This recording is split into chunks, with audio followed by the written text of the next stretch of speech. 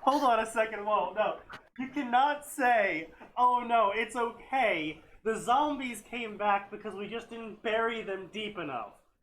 No, Sneaky, it wasn't that they were reanimating. They were getting pushed up to the ground due to the gas buildup from decay. Also, Okay. what I learned from that article that I found on it was they did an entire call. They are literally killing every mink in their country because of a mutated COVID strain. Boy, I And sure do also, love genocide.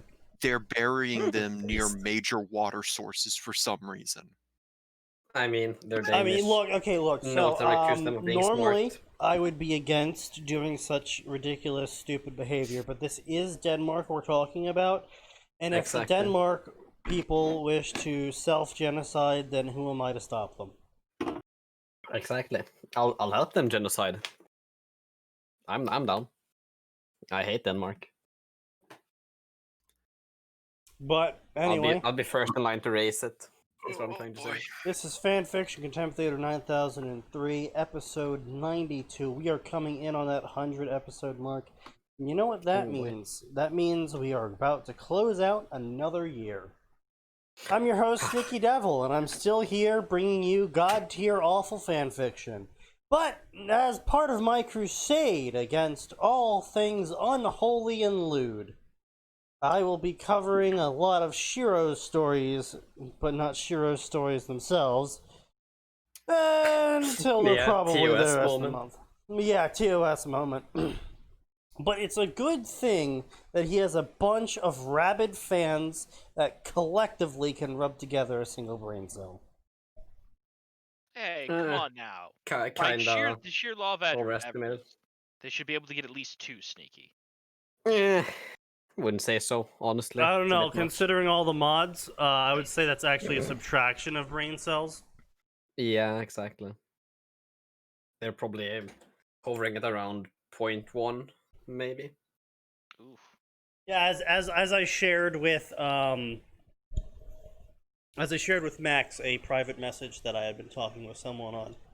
One of the mods is planning on putting in Ruby from Ruby, but they're planning on making her a hyper slut, and they went on an entire tirade one day about how slutty Ruby is going to be in their fanfiction story. Oh, yeah, this one. And my immediate thought was, mind why you, Ruby is 15 in this my story. immediate thought was, why are we ignoring the fact that it's a 15-year-old and not the... I can ignore the bad story part. I The can't author's ignore the fact that Muslim. it's a 15-year-old. Like, Inshallah, brothers. Yeah. So We are only following the word of the Quran here. I wasn't shocked when I heard that author in specific was planning on doing that. He also happened to be the same author that I've been shitting on a lot. Miraliner, the guy who wrote the Game Oh, Differently yeah. with the that guy. sociopath who got the sociopath trait. As Oh, part it's of a that random. person? Yeah, that guy. very same. the one who doesn't understand actual neurological issues. Yeah. Well, I mean, he's a fanfiction author. Why the fuck would he? Yeah, that's a fair point. That explains so much, yeah. But we're not here to talk about that. We're here to talk about more other bad fan fiction. And because Atin has been so generous to join us today early, we get to cover the fic I've been wanting to cover with him for a while now, and then we can go back to my crusade. Early, more like on time. For once. I wanted This to is make why him I don't feel show better. up. This is why I don't show up anymore. I show up, Very good. and it's just terrible things in store for me. Next Hey, time. at least you missed the Jesus is a spear hero moment last time around. I Yeah. mean, oh boy, that's those are words you just said. So anyway, I have linked to everyone in the Discord chat if you wish to follow along. The Oh, boy. story we'll be covering first tonight, it's a Warcraft Bible crossover. Oh yeah, you threatened us with this. Oh, I did. And it's happening now. Yeah. Warcraft, for unto us a savior. It What wasn't a if threat, it was a Jesus promise. Christ had been born into a fantasy world like Warcraft? Woven around canonical WoW events, a young woman acolyte of the light gives birth to the son without a father. Years later, a young unknown man called Joshua appears in the Plague Lands, healing not only the plague, but restoring the Forsaken to humanity. Leaders of both factions want to destroy him. I'm sorry, fucking what?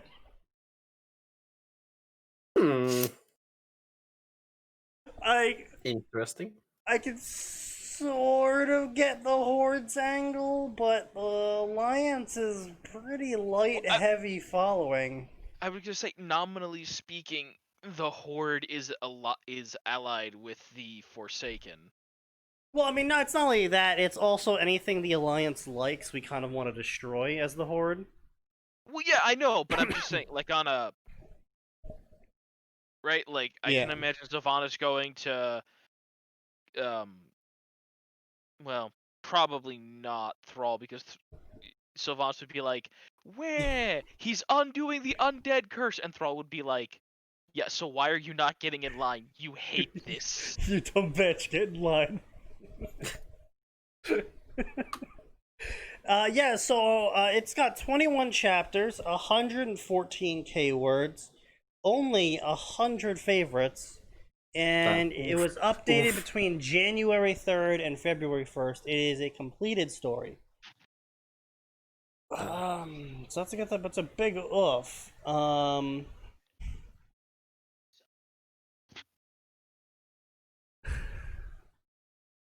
Very good story. Jesus in World of Warcraft, amazing. I am speechless and moved. This has brought me to tears. I'm glad there's a sequel to this story. What? Oh, God. Oh no!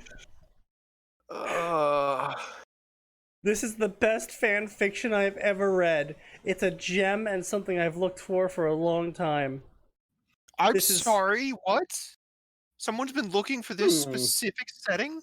Yeah, apparently he just woke up and in like the past 5 years he's been like, man, I really wish someone would write a Jesus in Warcraft fic.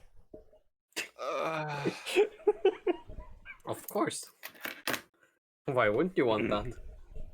What is wrong with some people? Oh, jeez. Lots of things, apparently. Oh, wow, this is gonna get fucking Atin and Max a little bit irritated. Oh no. I was worried that this story would be an attempt at introducing Christian canon to Warcraft setting, rather than merely using Jesus as a template for something original.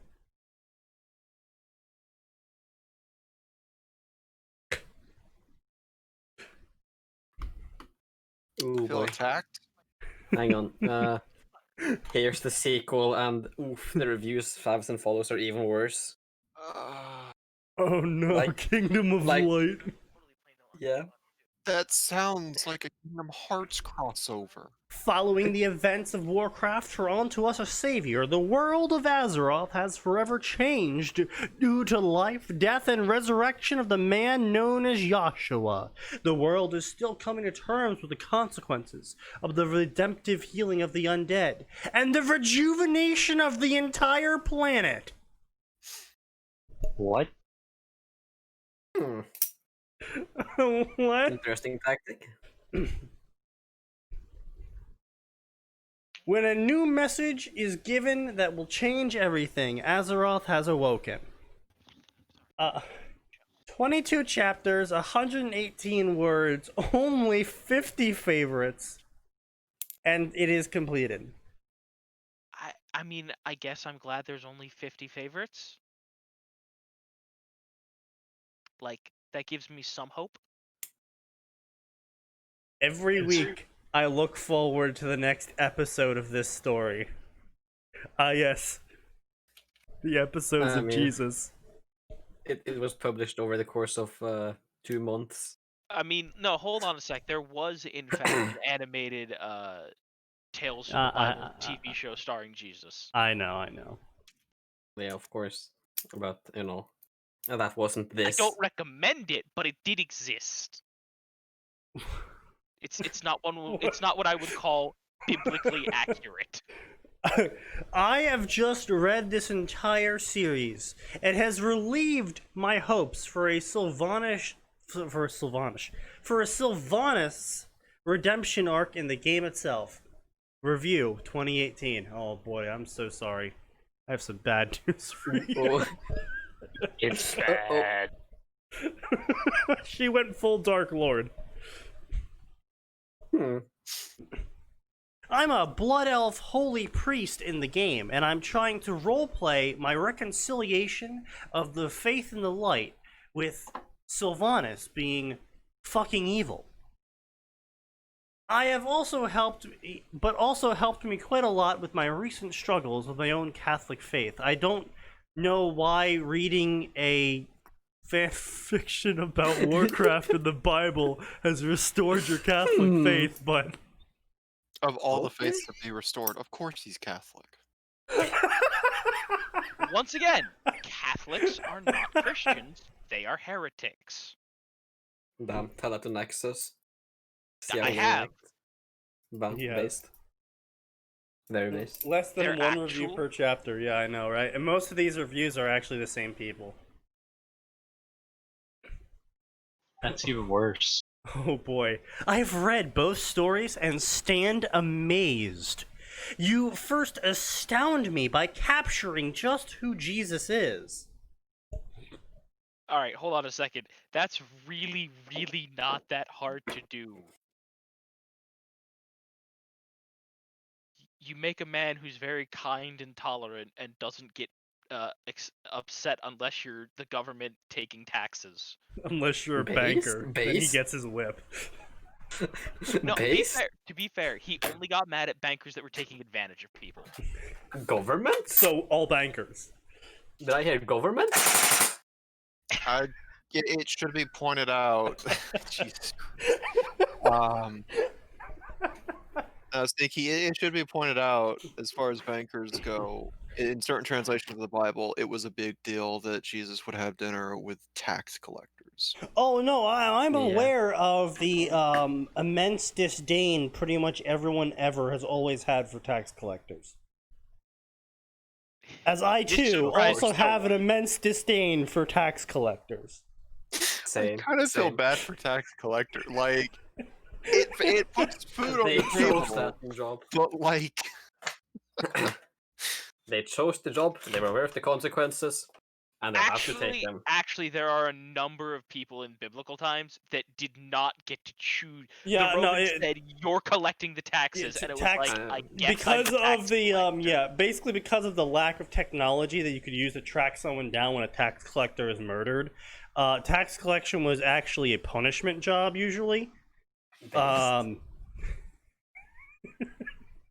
Because it turns out people don't like it when someone knocks on their door and says, give me your money. By the way, I'm doing this legally. This is not a robbery. The Romans sent me. Ah, yes. Of course, Of course. sometimes this ended up with the tax collector ending up dead in the back alley and all of his money gone, but you know. The Details, Romans details. sent me. Kill me. Please, just let me die. And what it would look like if Jesus was born into WoW. And then you have done the Book of Acts and Apostles, the Azerothian edition.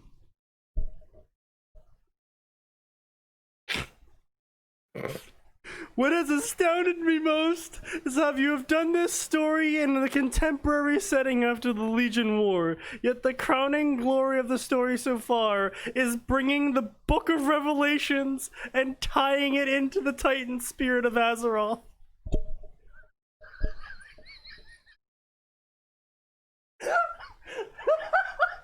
Hmm. You're making my soul bleed. The more I hear, the more annoyed I get. oh, Very Atin, good. looks like you're gonna have to let Potatoes know that he's wrong. Huh? Oh, Potatoes in chat, Catholics are the only Christians.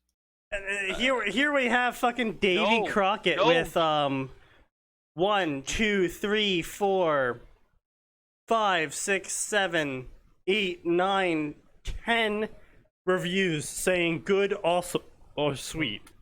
No, hold on a second. The Catholic faith literally explicitly state things that are contradictory to the things they print in the Catholic Bible. Ah, Okay, yes. well, that oh in the wow, Orthodox. Catholics being contradictory. They go Call the back to fucking Greece, presses. who cares?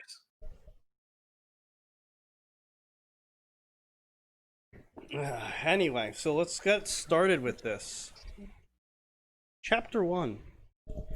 35 years ago. Oh, I can. The night was dark except for the oil lanterns which lit up the street lamps of Gilneas City. A seemingly perpetual cloud cover kept the starlight or any light from the great white moon above from breaking through. A cold fog wound its way lazily through the city streets as a plain, unadorned coach with a fresh coat of brown paint, drawn by a visibly tired black geldings, rambled through the circuitous cobblestone streets past district upon district of row houses. Inside, a hoary-headed, gray-bearded, hooded figure in white robes, trimmed with purple and gold, that were covered with thick gray woolen outer coats, sat minding a bundle in his lap carefully as his attention was drifted between the passing sights outside and the actions of dubious morality he was about to take tonight. He pulled the edges of the outer coat tighter as the chill mists found their way into the vehicle. Hey, buddy, you want to cool it down with the fucking thesaurus there? I No. don't think he does. He won't. He had gone over it again and again in his mind, and he looked at his tiny charge, gently saying quiet prayers to the holy light, in an effort to keep the little one asleep and comfortable in the otherwise jilting and bumpy late-night ride from Lordaeron. It was the right thing to do. More than that, it was the only thing to do. The baby, a little girl with reddish blonde hair and sea green eyes like her mother, was only days old and not even weaned yet. A bottle of milk with a nipple, cloth diapers, and an extra blanket sat in a basket next to the Those elderly are all man. not things Azeroth would have. Cloth diapers, I think they would have. Okay, I'm sorry. Problem, maybe. 3 out of what? 4? 5? 1 out of 4 or 5, I mean? I What mean, were the really, things? They really actually would have. it's just the bottle of milk with a nipple. I really don't. It's not fucking rocket science. I don't see Azeroth producing that. I mean, they could, but I just don't see it. I don't know. I don't know how old it is.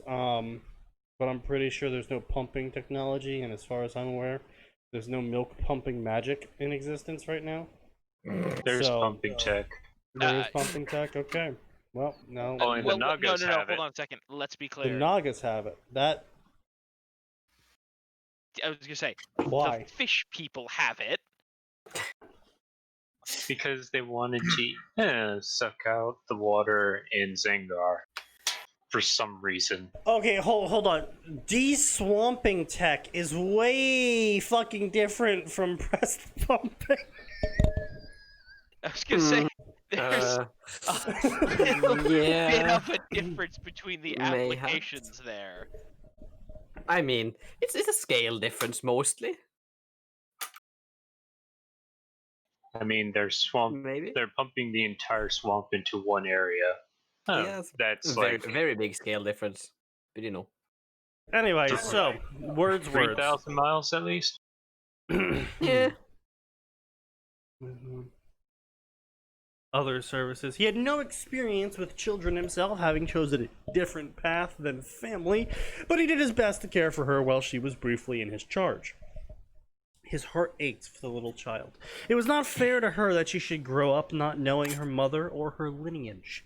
He had truly wished there had been a better solution, but he could not think of one then or now. His mind drifted back to the difficult confession he had received when he had begun his journey, with the babe he now held. It had been last spring, after the first snowfall of the year, and in the great cathedral in the kingdom of Lordaeron's capital. The princess herself had come to him privately, as was her privilege due to her royal rank. At first, he had noticed. Genuine statement. I was reasonably certain that the light was relatively Catholic and that there were like confession was a normal thing for them. It is. It Yeah. is.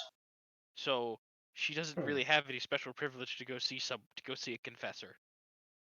No, I believe it's the like I can privately request to talk with him in his office instead of a confession booth sort of thing.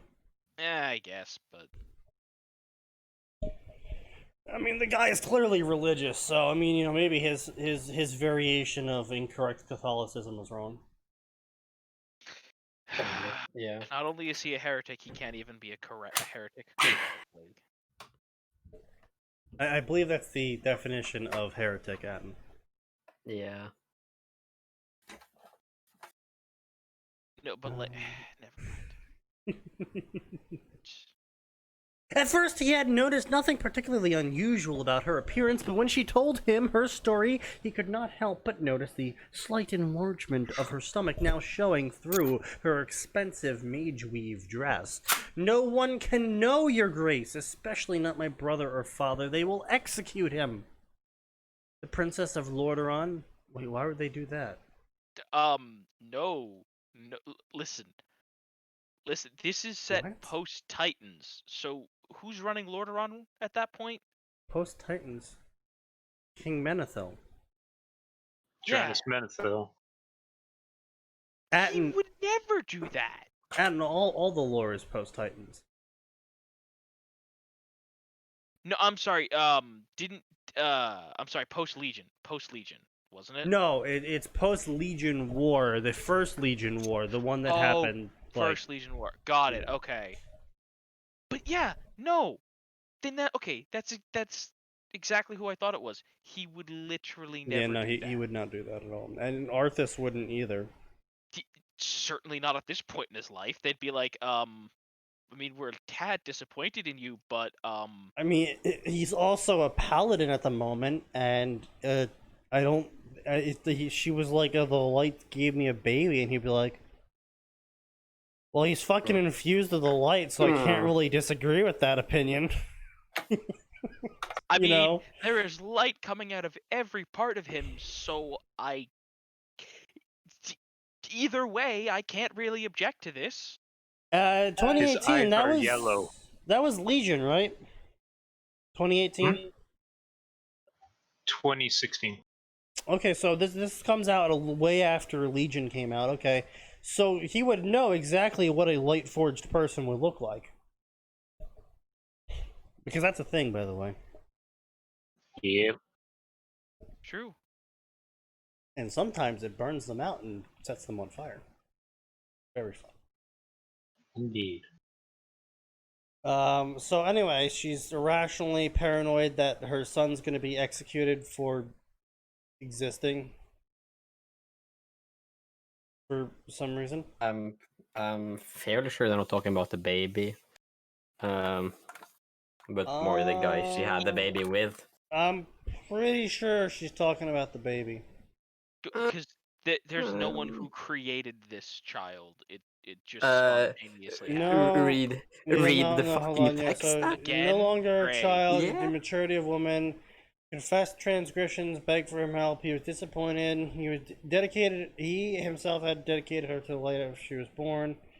Personally tutored her brothers, blah blah blah. Princess had for many girls tranced with a young man and had gone too far. Okay. Unlike other circumstances, it could have been an embarrassment to the family, but it wouldn't be more than that. Unlike other girls her age, Callie was the princess of Lordaeron and second in line to the throne after her brother. The young man who had entranced her was a mere stable boy named Gil. See? Fucking told you. I feel like Gil. Gilgamesh. Oh god, oh fuck. I feel like we should It's know got a Gil. kit of baby Gray, do blood. you know a Gil? A Gil in the lore? Gil. Hell no. I feel like we should know him. Anyway, all were equally careful in the light, but mortal society tended to see things with less equanimity. Royal politics, blah blah blah. Devastating wars, recent orcish invasions, demanded, blah blah blah. Both the baby and father suddenly became problems that could shatter alliances. Not really, because okay, so here the author is trying to use the justification that due to the wars and the alliances required to successfully win these wars, that the princess would have to be married off to one of these kingdoms to guarantee soldiers.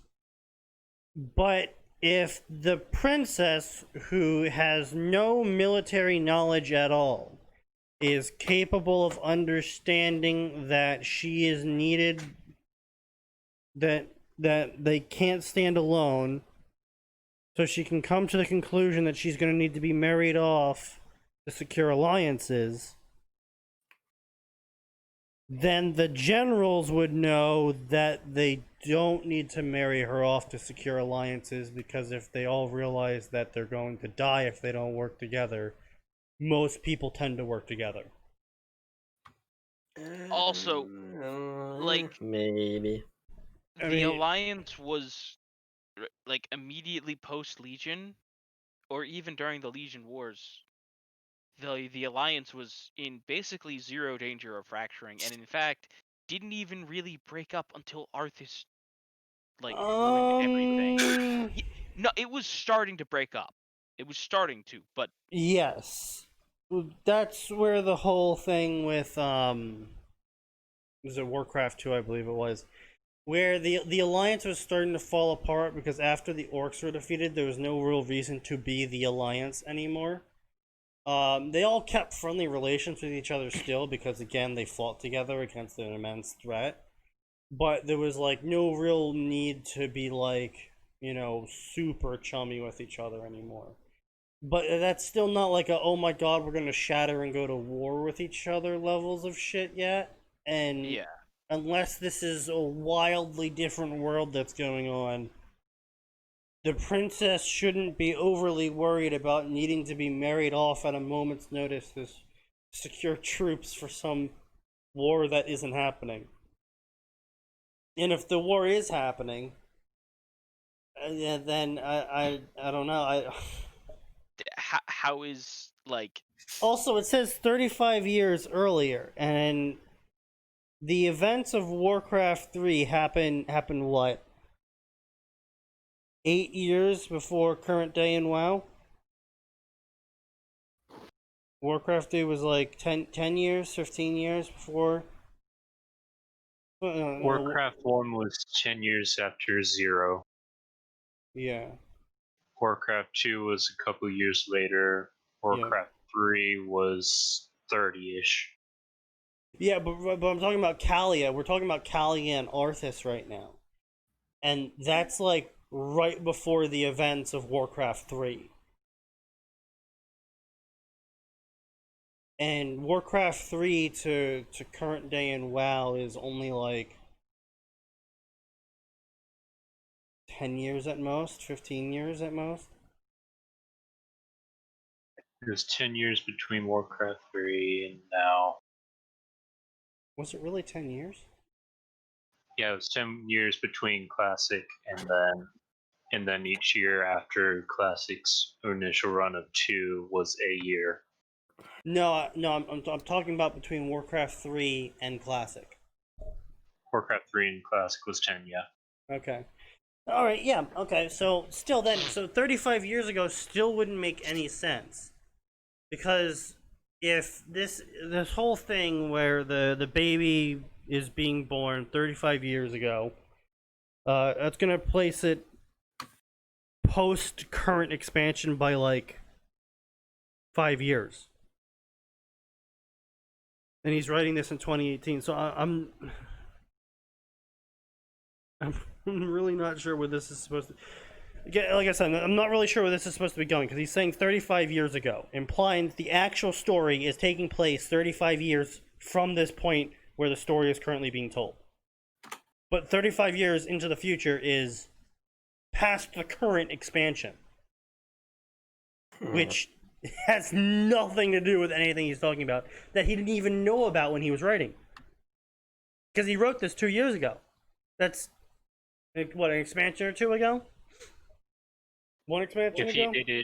If he did it 2018, it would have been the start of BFA. Okay, so yeah. So yeah, I don't know where he's getting his timetables from, and timetables are kind of really important in WoW because a lot of shit happens in a very small span of time. Also, very specific, very important things happen. Like, Yeah, yeah, it's not one of those things where you can be like, oh, well, it bumped up a year or two. It's like, no, specifically, this happened at this point in time because shit completely out of everyone else's hands was going on.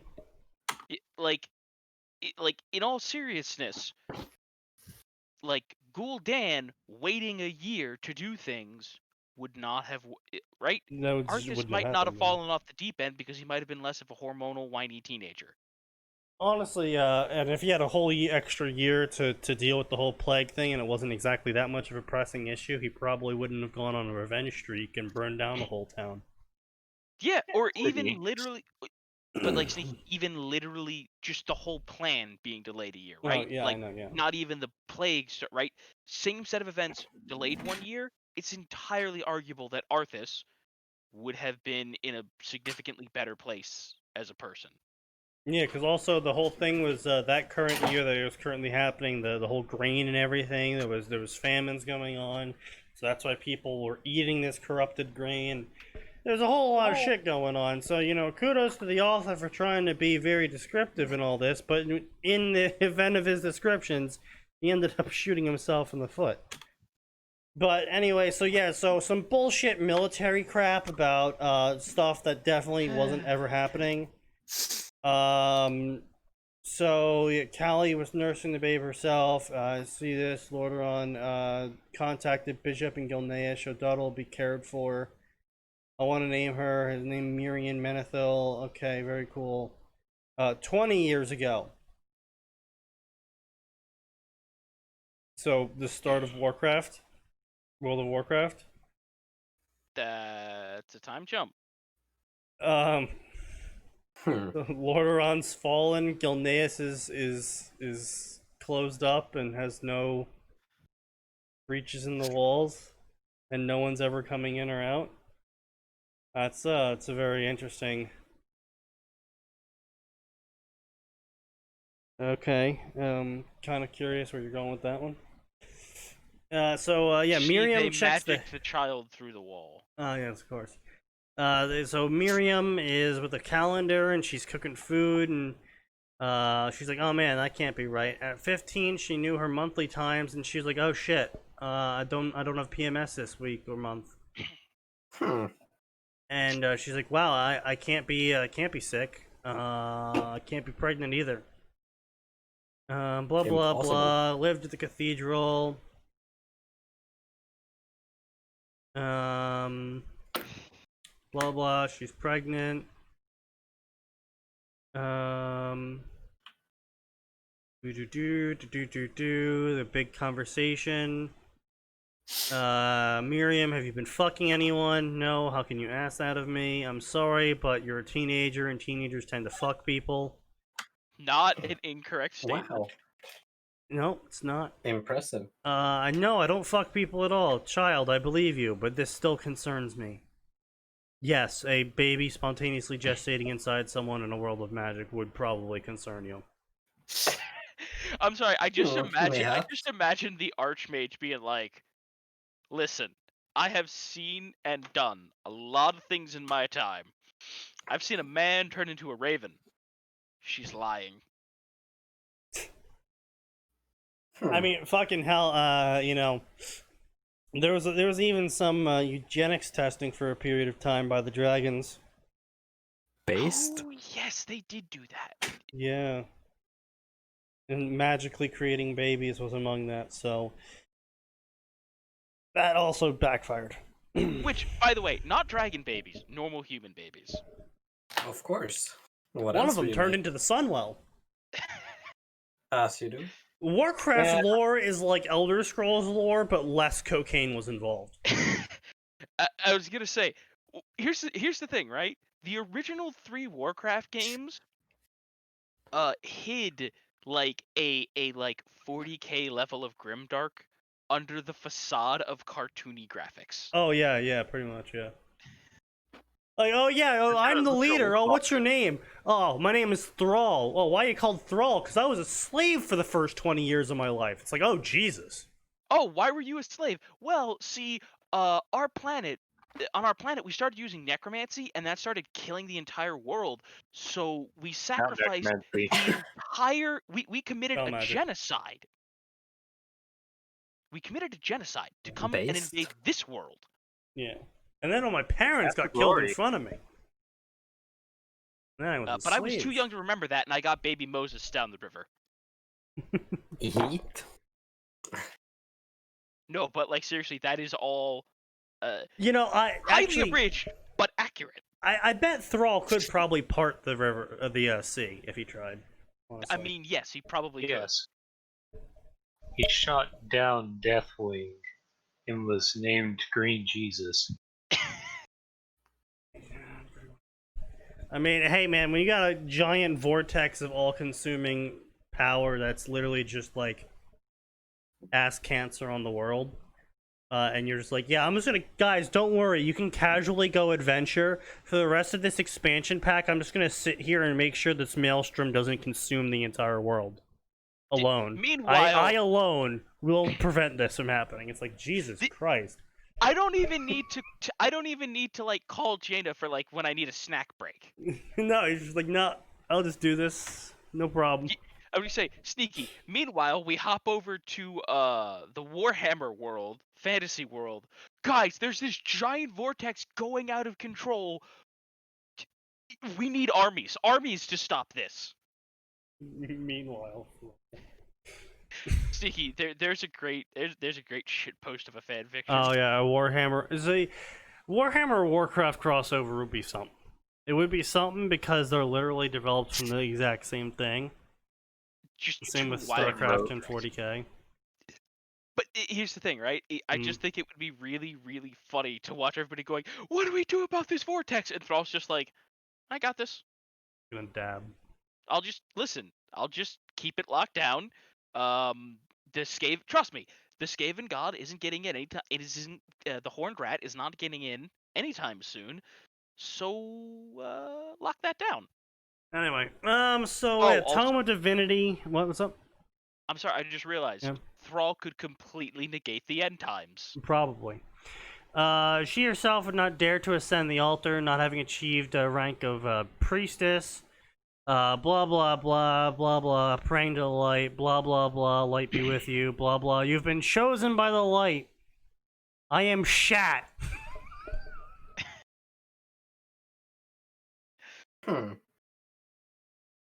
I know what you said, but I thought you said Shad. I was like, oh, so that's I'm where this is Shat. going.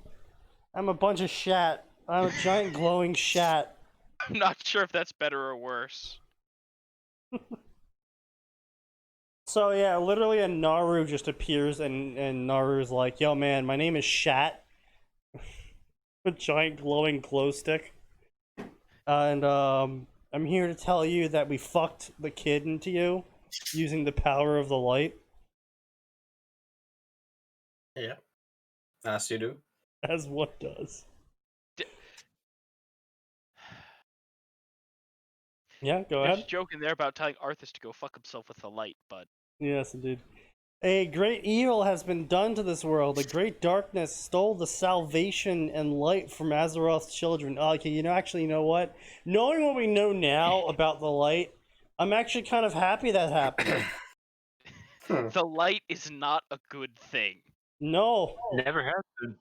Atin, are you aware of the recent developments of the light in WoW lore? Look, man, the last time I even cursorily paid attention was when Sylvanas burned a tree. That's fair enough. So basically right after that, more or less, they released the allied races, which is basically just the normal races but reskinned with special stuff. And one of those allied races was the alternative dimension orcs. And when you go to recruit them, the Army of Light shows up, and they're basically a giant cult now, where they brainwash everyone into believing in only the light, and they basically lose all personality and sense of self, and they join this giant light gestalt. and they forcefully convert everyone. Wait. Okay, so wait, are these just the orcs that went like steampunk Iron Legion? Yes. Okay, that's what I thought. Yeah. You recruit the rebels from those orcs, and you have to fight off the army of the light while doing so, and it's literally just a giant brainwashed communist cult. Remember how there was like millions of them? Yeah. Now there's 200 in game. Well, yeah. that's because the WoW is struggling on a dying engine. Yeah, that's also true. But I mean, they did a good job of explaining just how large the army is. You know. No, I mean that's good, but look, all I'm saying is, look, if Phantasy Star 2, after only 8 years, can bother to update the engine, Blizzard can update the fucking engine with all the money. Well, it's sort of a thing where they think that if we don't update the engine, that means even a potato can play our game, and clearly people want to buy potatoes to play WoW on. So by not updating the game, they're actually widening their player base. Just like back when Stellaris was having massive fucking issues in the back end because they refused to update from 32 to 64 because they didn't want to. They did a poll, by the way, because Steam allows the companies to do this. They did a poll and they found 1% of people still use 32-bit operating systems that use Stellaris. Yeah. And they didn't want to alienate their 1% by switching to a 64-bit engine. Of course, you gotta cater to the 1%. And everyone's just like, Paradox, are you fucking kidding me? Paradox, we are the 99% that are buying your game. Either you cater to us or we're gonna fuck off. Paradox revised that decision and decided to cater to the 99% instead. Yes, I noticed. Anyway, so we're about to hear the holy shat tell us things.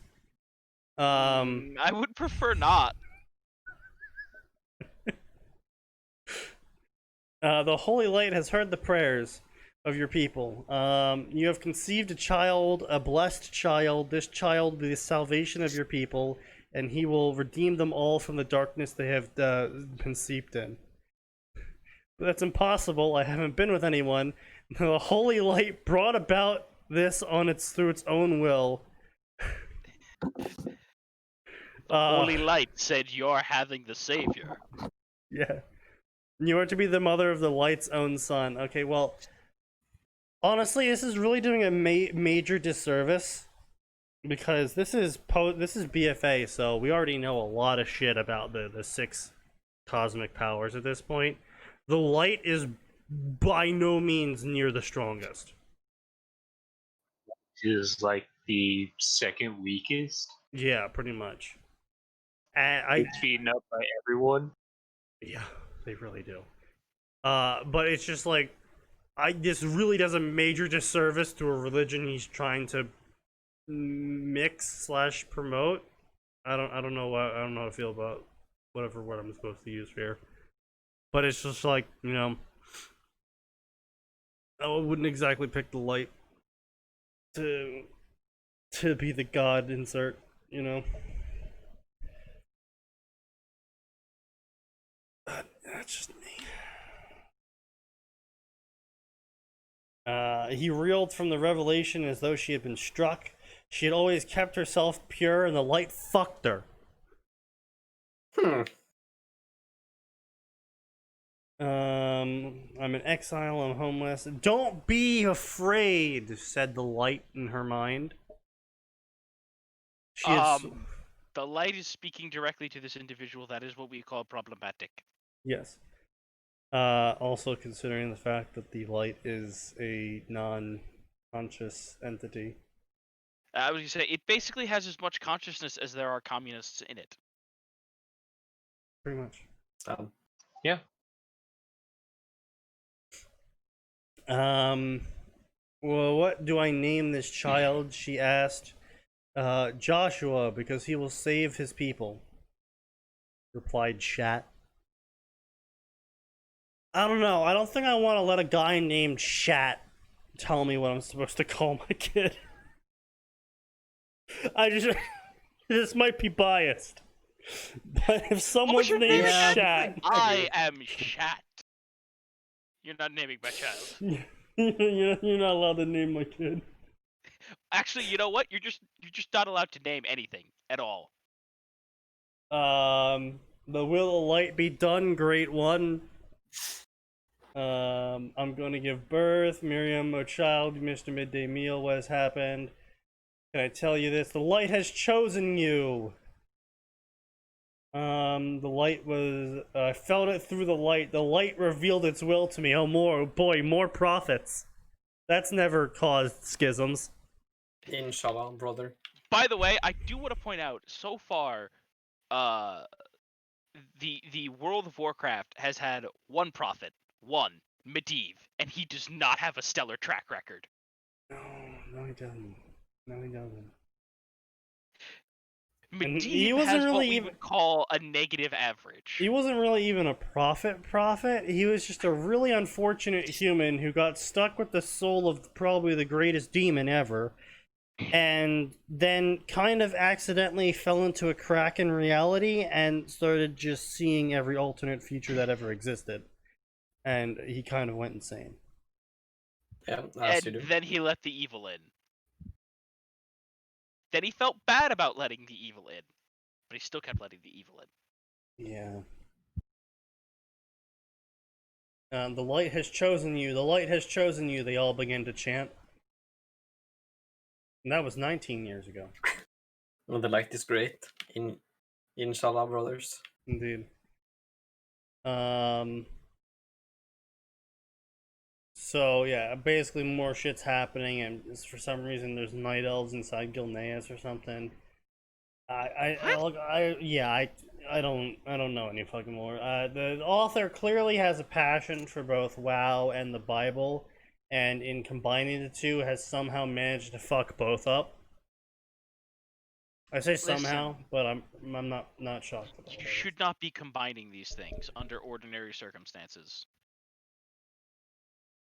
One would think that, but you know, we are reading fan fiction here, and anything can happen in fan fiction, including blasphemy. Tasty blasphemy. Now, one might say, did we ever cover Doom Effect? I know we covered Doom Effect version 1, but apparently there's a version 2 now. Oh god. Did we ever cover that? Doom Effect?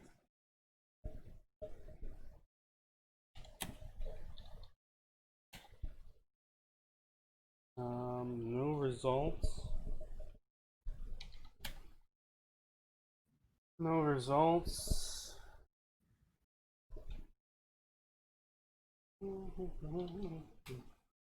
No result. I guess we haven't covered this. I feel like we've covered this, but I suppose we haven't. Where we covered it. Yeah. Does anyone know if we've covered this? Because I was probably in a drunken stupor when I tried reading this one.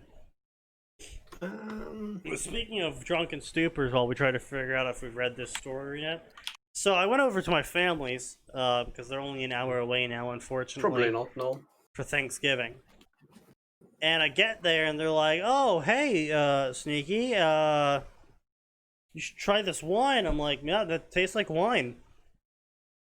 Where's the vodka? And then they were like, the vodka's over there. I'm like, excellent. Proceeded to drink an entire liter before we even got, was it 2 o'clock? Yeah, it was around 2 o'clock. Already downed an entire fucking liter. Not surprised, honestly.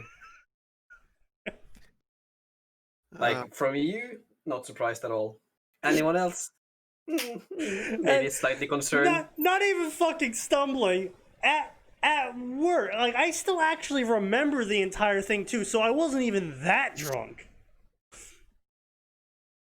It's actually kind of impressive that I remember the entire thing, but it wasn't even slurring stages. It was kind of like the blurring of the edges, basically, and the numbness. That was basically all that I was at after an entire liter of vodka. Isn't already everything blurred at the edges for you? Yeah. And Well, that's another thing that I've noticed, actually. I actually stumble less when I had a liter of vodka in me than when I don't have a liter of vodka in me. That's because you're dependent. And no, I think that's because it dulls the pain I have stopped recognizing, and so I stop limping everywhere. So that's a thing I learned. Interesting. Gamers rise up. Pedro, what the fuck are you? He's gaming. So has anyone figured out if we've read Doom Effect yet? I don't think we have. This version does not look familiar. Okay, excellent. Then we will be covering this and then moving on as quick as possible. 6 chapters, 29k words, 1.700 follows. Alexander Carter didn't accomplish anything truly worth noting during his life, so when he was offered a chance to make a difference in the overgrowing universe, he accepted without much argument on his part. Now armed with the skills and knowledge of the Doomslayer, Alex will make sure that all know his name. That's kind of cringe, to be honest. Oh, speaking of which, so Atin will be excited to know that I have picked up the first book of Mistborn. Hey! And this specifically reminds me of the first book of Mistborn, because I'm going to go grab it real quick so I can read you guys the summary. Oh boy.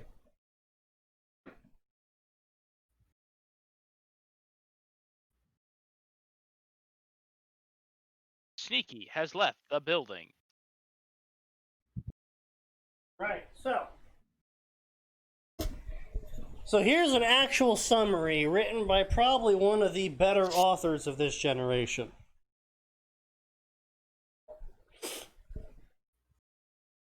Once a hero arose to save the world. A young man with a mysterious heritage courageously challenged the darkness that strangled the land. He failed.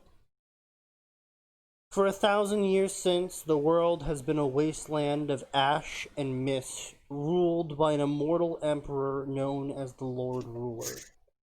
Every revolt has failed miserably, yet hope survives.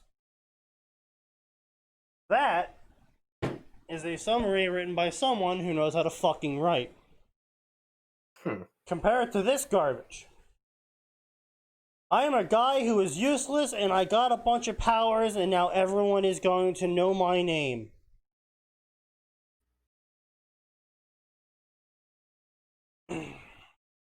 Also, Brandon Sanderson, I've actually watched his, I don't know, would you call them podcasts, episodes, lectures? Yeah, lectures I would say would be the best. It's where one of what is probably the best authors of the generation says, This you is are how you all write garbage stuff. writers. I want better writers in this world. Well, I mean, honestly, that's my end goal at the end of the day as well. I either want you to stop writing or I want you to get better at writing. Because, Jesus Christ, there is a dearth of actually good fiction out there these days. And I want to actually read something that isn't garbage and dog shit, you know? So, get cracking. Stop being God. Awful. Fucking trash. It's my new greeting whenever I tune into the stream and see a game-related fic. I mean, this is not really a gamer fic. It's just cringe. No, 2 games crossing over. I guess it is 2 games crossing Game, over, but not gamer, right? I know, but he said gamer. No, he said game. I know he said gamer rise up originally. So Yeah, I don't know if he's talking about game-related fix. No, not gamer-related fix, just game-related fix. Yeah, whatever. It's been a long time coming, but the time has finally come. The rewrite is here. Now, a big change in this time around is I have a proofreader. So a special thanks to Dracomancer1. I have now marked him for death. Now, just so you all know, I am going to try a new system while I post the chapters. The gist of it is that even if I have a chapter finished and edited, I will not be pushing it out until I have the first draft of the next one written. Anyway, I've kept you all waiting too long. Let us go. Doom Effect version 2.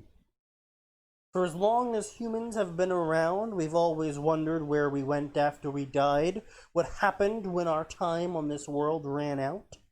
Question mark. There are literally hundreds of different religions and theories that try to answer this very question. Well, try more like thousands. The humans have like, what, something, a couple thousand gods at this point? Yeah, at least. Many believed in heaven and hell, and that how you lived your life dictated where you went after you passed on. Others thought there was nothing, that you simply no longer existed. So many different explanations, yet none truly knew the correct answer.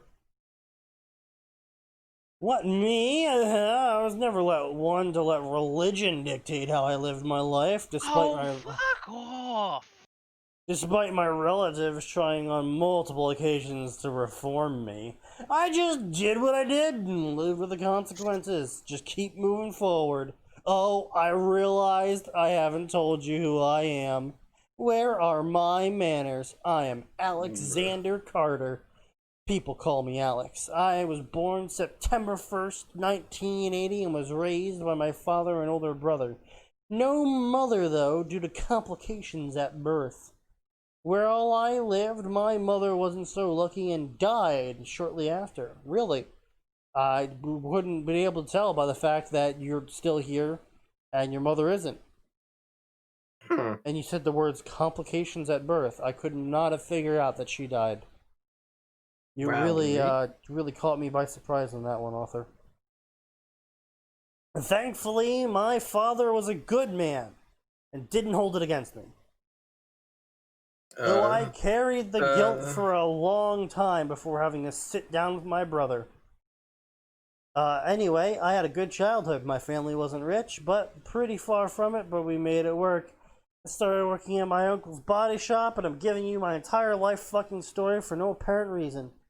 Blah, blah, blah, 25, blah, blah. Video games. Wait, you discovered video games at the age of 25? What? Jesus Christ. Well, What do you mean discovered? Like, I could understand, like, I finally was able to play them at 25. Yeah. He probably should have held it against him. Yeah, probably. Blah, blah, blah. I still blame my niece and nephew for getting me addicted to anime. Oh my fucking god. In my 38 years of life... At least we know the age of the author now. I had only been in a few relationships, each lasting a couple years. It was my last failed attempt that led to my current situation that was sitting alone in a bar nearly 2 in the morning. Can I point out a few years at a time is not a fit? Like, most relationships barely last weeks. Yeah, I know. Yeah.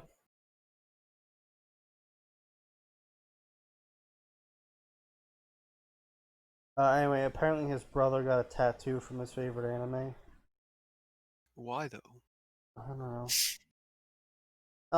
But anyway, so he's drinking at 2 a.m. Is there any bars that even serve alcohol these days at 2 a.m.? I mean, pre-COVID. I mean, there weren't a lot even pre-COVID. Like, I know a lot of bars call, like the last call was last around call 11 was usually o'clock. 1. Yeah, 11 or 1. Man, no, I 2 o'clock. That's one special bar you're going to. Can you really blame me though? Just a few hours ago, I was on my way to the apartment that I had been staying in with my girlfriend. I wanted to surprise her with a dinner, only to find that she was fucking some other guy. If you're sharing an apartment with someone, how unobservant do you have to be to not notice it? Like, That is, yeah, it's a fairly good point. Is you have to be basically non-existent in her life, but you have not noticed she was fucking a guy in the apartment you're currently sleeping in. Yeah.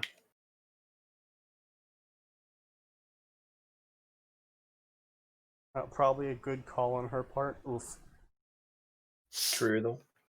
Part of me demanded that I charge through the door and throw the other guy out. But I didn't do any of those things, and I just stood there and left. What a cuck. I actually have to agree with Arn on this one. I mean, if you live in the apartment, you really pretty much had the entirety of any right to storm in and be like, "What the actual I mean, fuck? it's Get one of the those fuck things that's out." tricky if it's dual occupancy. I mean, yes, that's true, but if you only have one bed because you're sharing it with your girlfriend, and you enter the apartment, and she's fucking a guy on the bed you share with your girlfriend. You know, there's really you can't really make an argument of, well, it's my half of the apartment or whatever, you with a dual occupancy. It's like, oh well, we both own the apartment, so we can both use it however we want. It's like, yeah, but that is also my bed you're having sex on. Yeah. It might be your bed, but it's also my bed.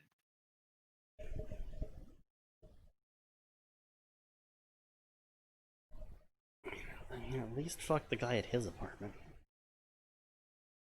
Like Christ.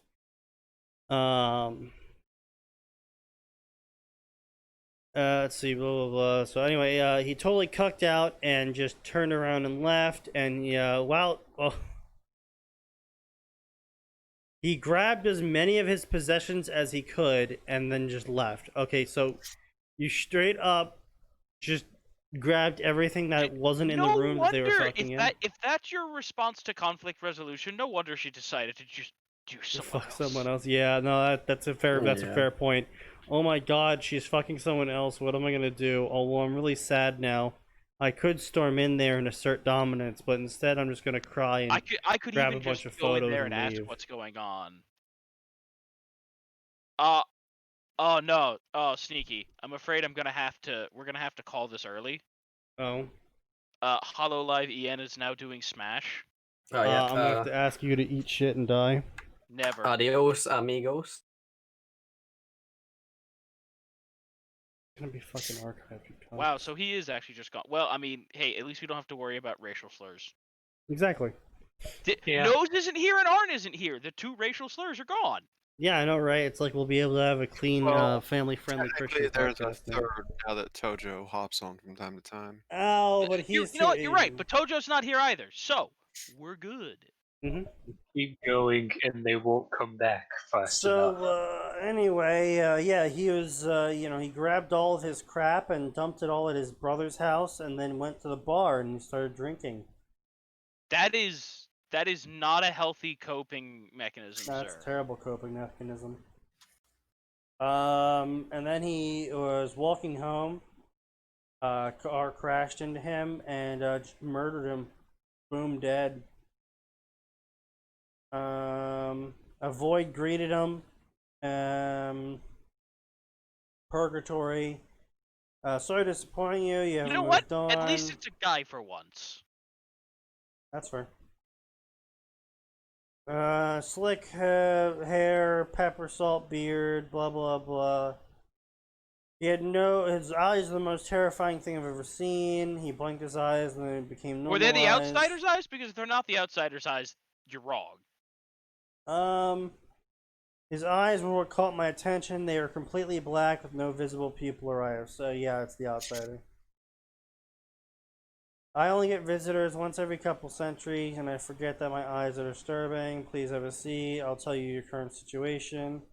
Okay, before we begin, I should introduce myself. I'm actually called the Cartographer. What are you? That would be my doing. Normally, upon entering the void, mortals become mad and are driven to suicide. Keeping you shielded from the madness, blah blah blah blah.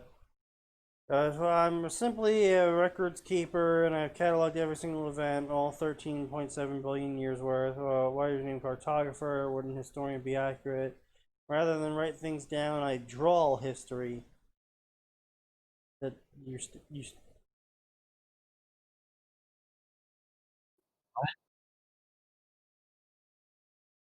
That has nothing to do with maps.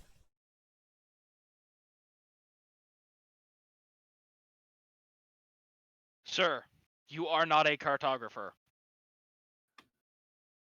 I mean, Right. yes, you can in fact draw some maps of the countries, but if a majority of your time is drawing different events that are happening, then you're still not a cartographer. An artist, just because they drew a map, once every 50 pictures that weren't maps that they draw, aren't cartographers.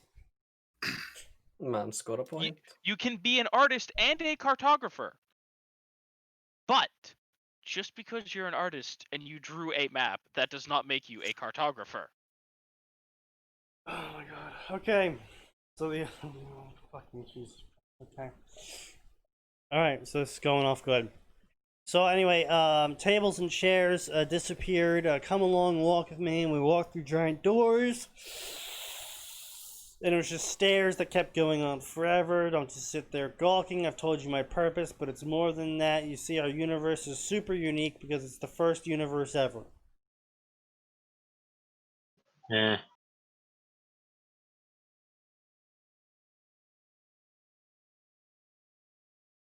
Multiverse theory, blah blah blah blah, far simpler, blah blah blah. Is that Halo? What's the game doing here? Because that history is one of the universes that this universe created.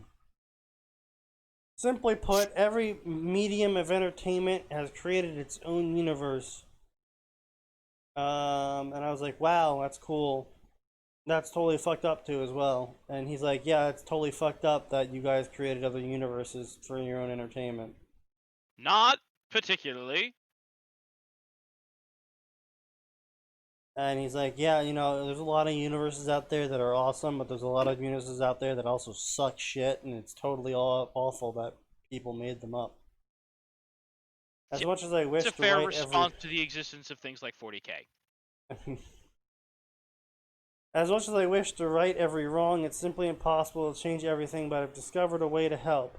I can make you go and harvest universes.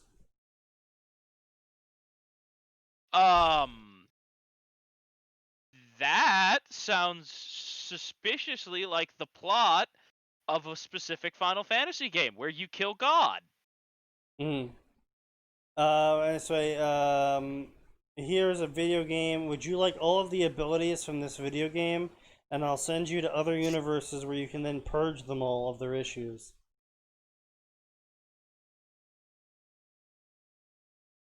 Sure you want to entrust that level of responsibility to this dude? So here's the plan. This is some jobber from the street. Yeah, but here's the plan. So what I'm going to do is I'm going to bind your mind and soul into the Doomslayer before he's born, so you replace him entirely in the lore. And then, that way, once the lore happens, you'll get all of his powers. Okay, but what happens if, he's not literally too angry to die? That's actually been answered by the author. So, the way I'm going to ensure that you get all the Doomslayer's powers is that I'll delay your consciousness inside of the Doomslayer's soul awakening by tens of thousands of years, so that way you awaken with the Doomslayer powers after you've gotten them all. Hey kid, take a nap and wake up with murder powers. Well, hang on. Okay, the way he's explaining. Okay, so the mind becomes incorruptible. Well, that doesn't mean he'll take over the Slayer's body. It just means now the Slayer has to deal with a new roommate. No. What he's saying is that the power boost that's going to send the Seraphim is going to give the Slayer will make his mind incorruptible, meaning that him putting the mind and soul into the Slayer after he gets the power boost would just result in the Slayer having a ghost that follows him around, instead of the guy being in control of the Slayer with the power boost. I mean, listen. I wouldn't mind if first of all, we'd need to make this so this is a sassy ghost. Alternately, the Doomslayer is followed around constantly by the ghost of Paimon. Can't even be emergency food rations correctly. Exactly. True. Anyway, so words and stuff. Now I can only do this once, so I won't risk you being rejected simply because you weren't within his mind long enough. There's no other option to ensure besides making you replace him entirely. And he's like, well, that sounds like a lot. I'm not going to be me when I wake up, will I? No, you're not going to be you at all when you wake up. I'm sorry, but you have actually died. When you awaken, you'll be the Slayer. But also remember not being the Slayer a little bit. Just a little bit. I mean, to be honest, you got 30 years of experiences not being the Slayer, and over literal millennias being the Slayer.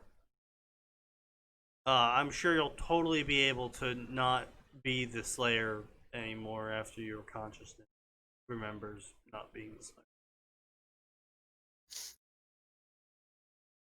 Honestly, I don't understand this whole fucking thing. It's like if the author wants this character, the Doomslayer, to go around murdering things in other universes, I'm pretty sure he could have just had the Rob be like, yo, Doomslayer, I'll give you a power-up, but in exchange, I want you to go murder other demon-like things in other universes. And then Your the first Slayer stop- goes, okay. Your first stop, Demon Slayer. That'll fucking solve it fast. But this is a very convoluted way of going about it, though. It's just like, okay, well, the main character has to die, and then he can self-insert Isekai into the Doomslayer, and then after 30,000 years, he'll wake up as the Doomslayer, remembering that he's an Isekai, and then start doom-slaying in other universes, now that he's remembered the deal that I made with him when I turned him into the Doomslayer. Or you could just talk to the Doomslayer and be like, yo, hey, just sit over there.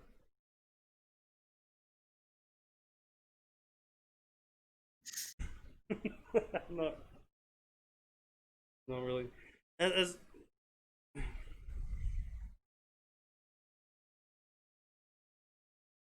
anyway, I just don't understand why he's making this so complicated.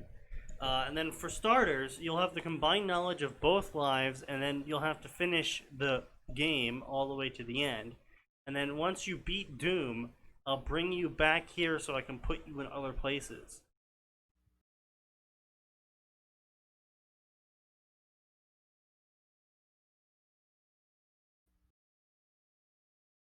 But if the Slayer's already gotten all of his powers, and then his consciousness wakes up, wouldn't that mean that the entirety of the Doom games are over now?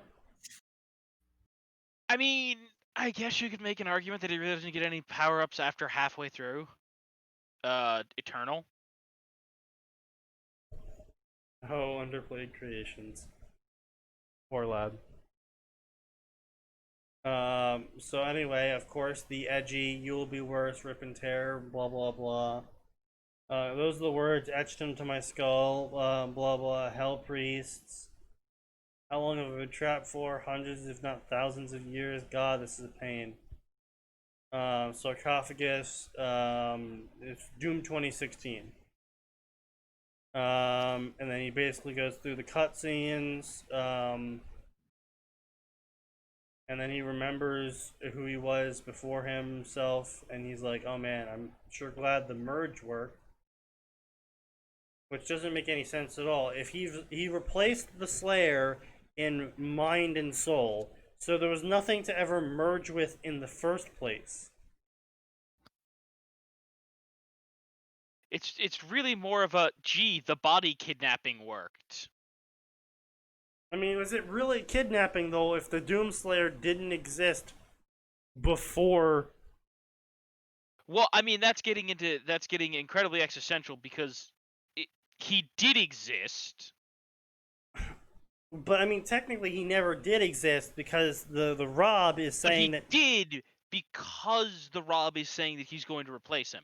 So on some capacity, on some level, it replaces the poor word choice to use, because the Rob is saying that instead of the Doomslayer's mind and soul that would be entering the Doomslayer's body when the baby was born, it would be his mind and soul that would be the Doomslayer when the baby was born. So the Doomslayer's mind and soul would have never existed in the first place to be replaced with. It was always him in this new lore that the author is inventing for some reason. It sounds stupid. I don't get it. I don't get it. I don't understand anything at all. It's so fucking complicated, and I don't know why he's making it complicated. I guess he just wants to make game jokes while he's having a go through Doom, I guess. I don't. So anyway, he's like, yeah, wow, I played Doom and I remember this level from Doom. And then he punched it and he's like, demonic invasion. I'm like, demons. I played the Doom. I remember playing the Doom. Do you remember playing the Doom, child? That's what this is. Knowing where this is going, I opted to shove the screen to the closest wall. The Slayer half of my consciousness was irritated at the turn of events and wanted to kill all demons. The Alex part didn't object to this, but was more focused on trying to save people, even though he knew that there was no one to be saved.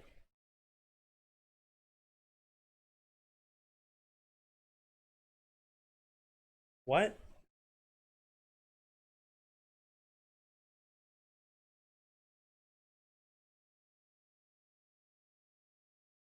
What?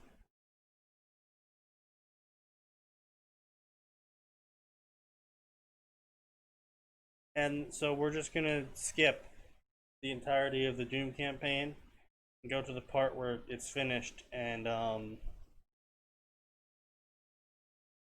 so he teleports the Doom Slayer out of existence, and then the TC is like, "Yo, what's up? You teleported? Yeah. Are you ready to go into Mass Effect and kill some Reapers?" Are we getting a montage of the things he does? No. Oh, Gura. Suicide again and again.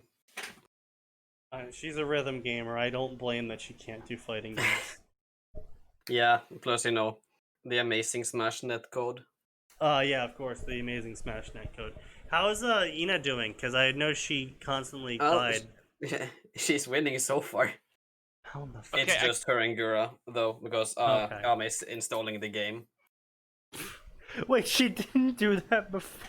No, because she got another Switch at some point and thought that I'd Smash installed, but it didn't. Oh. So she's downloading it at the moment. Is she getting another Yeah. Switch because she broke her first one from smashing it so many times in anger? Maybe.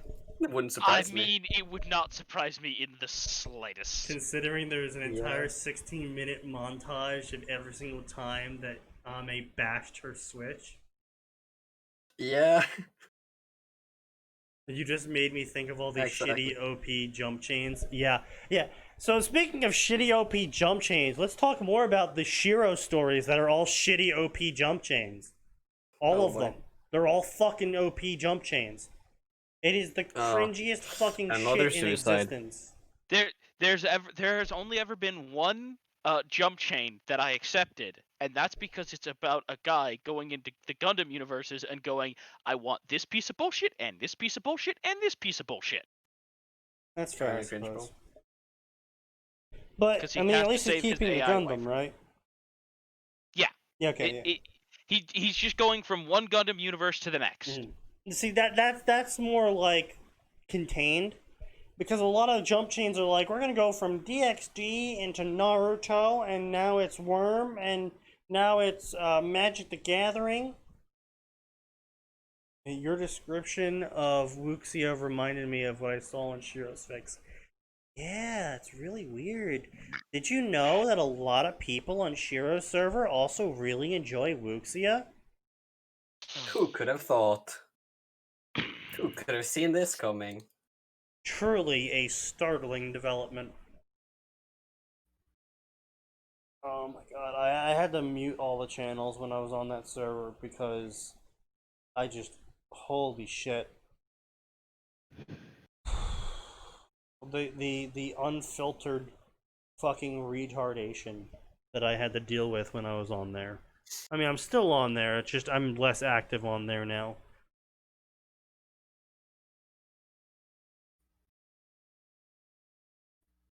Oh, jeez. Anyway, so let's actually, you know what? Let's see if I can't fish out some absolute dipshittery Boy. from the junior workshop section. Ah, yes. Um, The fun zone. I feel like the real reason Ame isn't playing is because she'll just destroy these two by dint of not jumping off the stage. I mean, Ina hasn't died bye, from Kura. suicide yet. I think. oh, Jesus Christ. Gura, though. She's her own worst enemy, truly. I'm impressed because I was watching Ina play Sakura, Rice and Ruin, Sakura. and no, it's Sakura. Sakuno, actually. Sakuno, yeah, there we go. I was watching her play that, and I watched her for like a solid 10 minutes kill herself on the spikes. Cause she would get into a combo chain, Max, but instead of like stopping the combo chain when she missed the combo, she would keep doing the combo chain on empty air and ram herself straight into spikes. I see. Genius. That's not th- ideal. Listen, they're so bad. I'm tempted to be like, listen, just play Ike. Play Ike and press forward A. Yes. Play Ike, press up B, win. Play Kirby, pretty- press pretty up much, B, yeah. down B, up B, down B. either. Great either. I was gonna say that's the problem though. That's not even his like his forward A is so much stronger. Yeah. I mean, if you're playing Ike, really it's all about the neutral air. Oh well, yes. His Yeah. neutral- The Like- near broken. Listen, Have a I favorite don't. time? Normally, when people are like Nair broken, I'm like, no, the Nair is not broken. Ike's Nair is actually fucking broken. Yeah. I mean, Palatena's Nair is kind of... Let's see, talking about putting Strong. gotcha into things. 10%, 15% damage. Oh, Jesus Christ, what the fuck? But I mean, like, the easiest noob mode character. Nah, I don't know what to talk about. I can't follow it. Whatever. I don't know, probably Ganondorf, honestly. Hey, fuck you. Brain off, Ganon on. Yeah. Right, Sneaky? Brain off, smash forward. Yeah. Doria! Excuse you, you're forgetting the glory of down B. Ah, yes, true. The wizard's foot. Or... or as Ina said, head empty, only smash. Exactly. Oh, Max, that means Ina would be perfect for playing. Good lord, I can't think. Is that Come on. normal? Yes. That super annoying suit. Come on, it's in wing. Work with me, brain. Epion? Yeah, that's it. Actually, you know what, Sneaky, you would like Yeah. it. How would you feel if there was a Gundam in a game with a bunch of guns who has no guns? Oh my god. His sole objective is to stab things. I feel like you'd have to Oh, have a really girl. big shield or something. No, you just have to be really good at the fundamentals.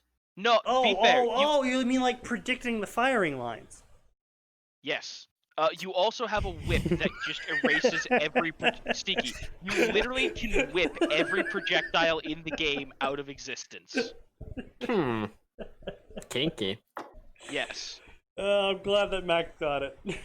No, I got The it. moment you said it, I just...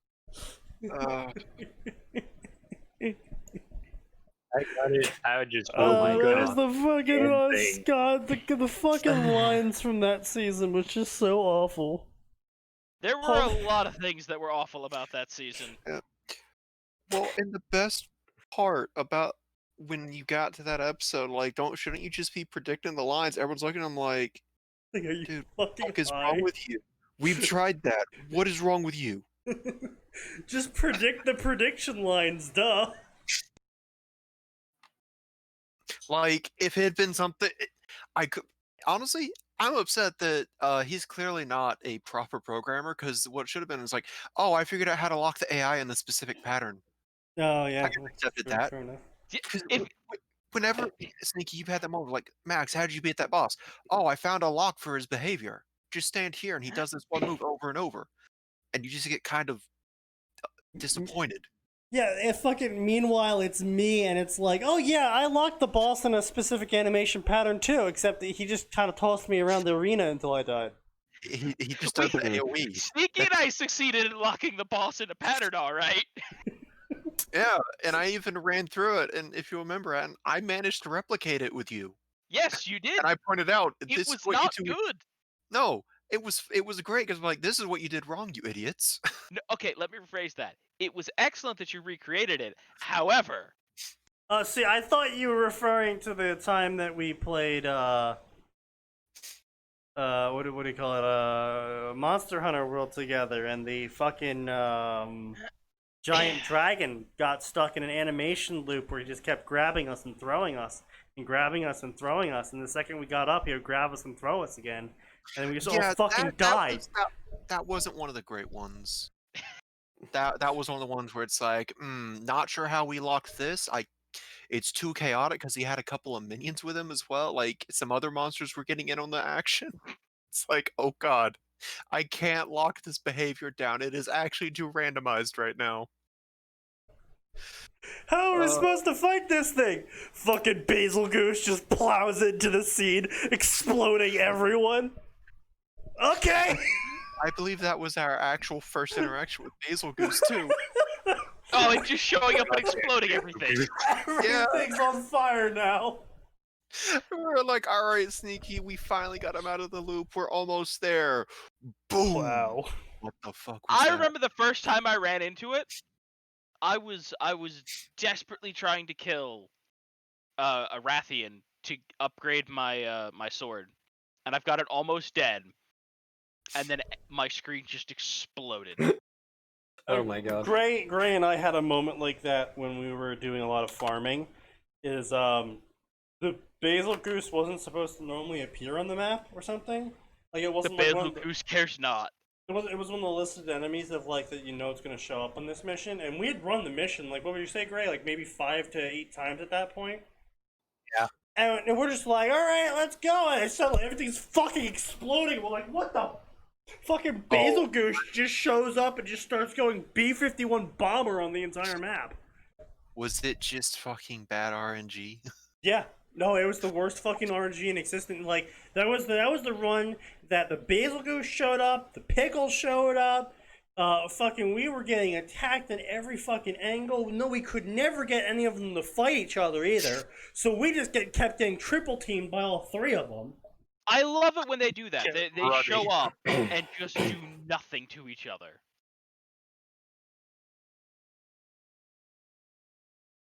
I can see the math. Look, you just gotta keep seeing the math until it turns purple. Oh, pro plays. Holy fuck. Ina just gimped Gura with a fucking Pokeball. Fucking hit it off the side of the map, hit Gura in the middle of the recovery. Power move. Wow. Oh, Oh, jeez. man, what if that had been a legendary? It would have served its Yeah. purpose. I guess. So yeah, Vega's here anyway, and Vega's like, yo, what up? And the god is like, yo, what up? AI thing. And they're like, yo, we're best friends now. And then, different dimensions, and Vega's like, yeah, no, I'm totally chill with the fact that you're sending Doomslayer to other dimensions to kill shit. Yeah, universe, Kempajillion, Mass Effect, Great Universe, Collapsed Untold Number, What's happening in this universe? Synthetic organic race, murder everyone. You want me in the Normandy? Yeah, we totally want you in the fucking Normandy. Okay, yeah. That's a great place to put him. Okay, but that's a universe that was going to be just fine. More or less, yeah. Okay, But I mean, too maybe many not people just die, fine, Atin. but- It's not okay that too many people die in war. But putting him... Hey Google, how can I kill 1 million people? Oh come on, no one gets the reference. Shame, shame. I don't know, is it an abridged thing? No, a parody of Ace Combat. Oh, see, I don't pay attention to Japanese games in general. So. Yeah, Only fair a enough. few games are worth my time.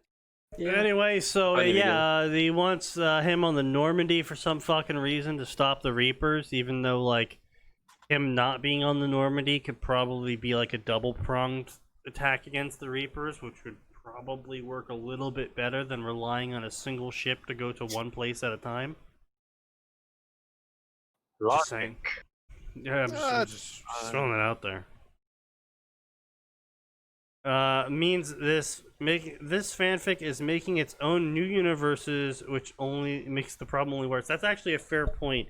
Is by this own fanfic's logic, by the fact that they're sending the Doom Slayer to the universe, they're making an alternate universe in which the Doom Slayer shows up there. They're not. They're actually making the universe bloat worse by sending the Doomslayer places to fix it.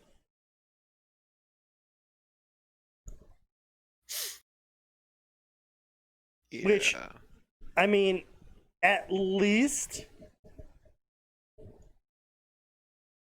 there was a story Undertale variant that I found back in the day. In which there was a Sans that goes around deleting all of the other Tumblr AUs that people like made like a single post about and then never updated, and his job was to go around and delete all these AUs so they could remove the Undertale bloat. And he had this whole segment about how him deleting the universe actually deletes the canon universe and doesn't create an alternative where he deleted the universe. Because that would be an actual issue if you're talking multiverse theory. And it's like, oh, wow, the author actually acknowledged this and actually came The up author with considered the consequences. in universe solution to handle that. And it's like, oh, wow. A fucking Tumblr Undertale universe has more coherence than this story, and that's just depressing. Well, I mean, this is just fan fiction. This is an idiot. Yeah, just a retard, honestly. Committing crimes against literature. So anyway, I want to save humanity, and let's go. You aren't Alex. You aren't Slayer. What do you wish to be? I am Alex Slayer. Bruh, the Slayer of Alexander. I was gonna say, a man who God. just hunts Alexanders? Yeah, I guess. Oh god, Alexander the Great, get down. That's the real reason why Alexander the Great died so early. Yes, of course. He didn't get poisoned, he just fucking got murdered by the Alexander Slayer. History couldn't record a man with a shotgun showing up for 2 seconds. Exactly. Crimes against literature means why would that, they? yes, you have to count this shit as literature. That's fair enough. True. Hmm. There are words on the page.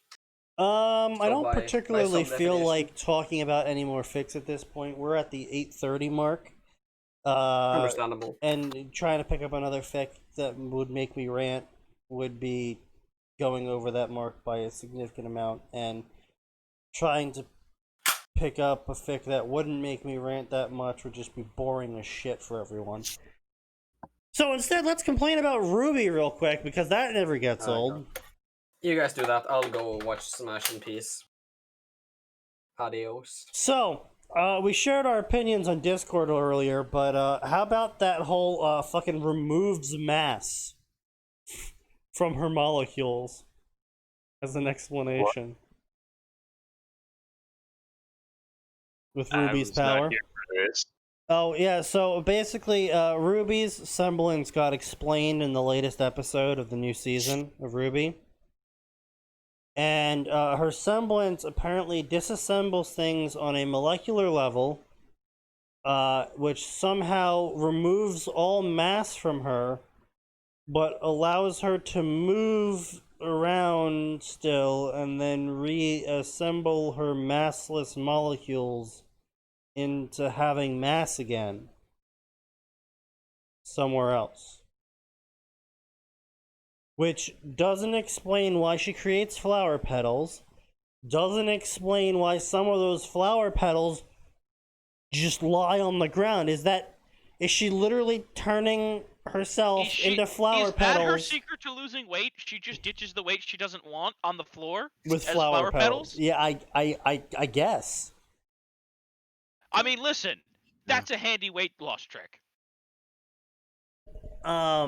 Ruby has an 8th season. I haven't watched the 7th one because it went full Tumblr. I didn't think it got better, but it did it. No, it got fucking... So the whole explanation portion is terrible. Because in the 4th season, they show Ruby doing it to Nora. And then in the 6th season, they show Ruby doing it to Weiss. But then in the 8th season, when Penny says, Ruby, you can do this to other people, she's like, what do you mean I can do this to other people? No, I can't. Yeah, that's... Yeah, I got to that part of the video. I'm sitting here like... But you see, if you point out narrative inconsistencies, you're a misogynist who hates women in video games. But the other thing here is that apparently she turns them into flower petals too, and then she mixes her... And she spins their molecules together to create a colored tornado of flower petals and massless molecules. And maybe that's how she propels herself forward. She expends mass to create flower petals to move her massless mass forward. Yes. Of course. How could we miss that? Yeah, exactly. I figured it out. I've cracked the code. And honestly, it wouldn't be that bad if they just said it removes her weight. Like, her semblance disassembles her molecularly and for some reason negates gravity. And so therefore she weighs nothing. She still has mass, which means she can still enact force upon things.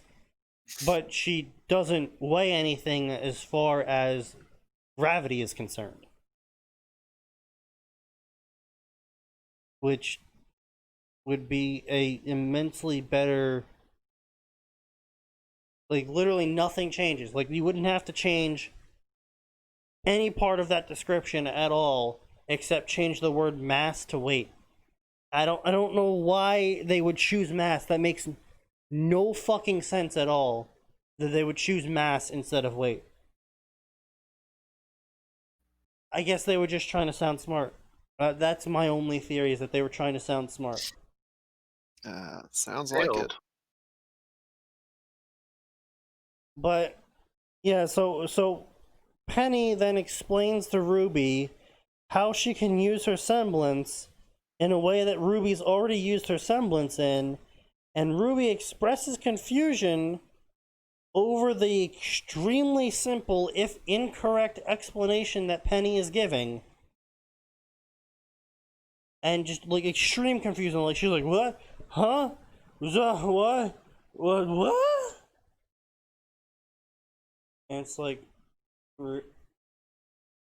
what? Why are you confused? Like, literally, the entire past 7 seasons, there has been lampshade after lampshade about how Ruby's semblance isn't turned into rose petals. And it's not just a speed semblance.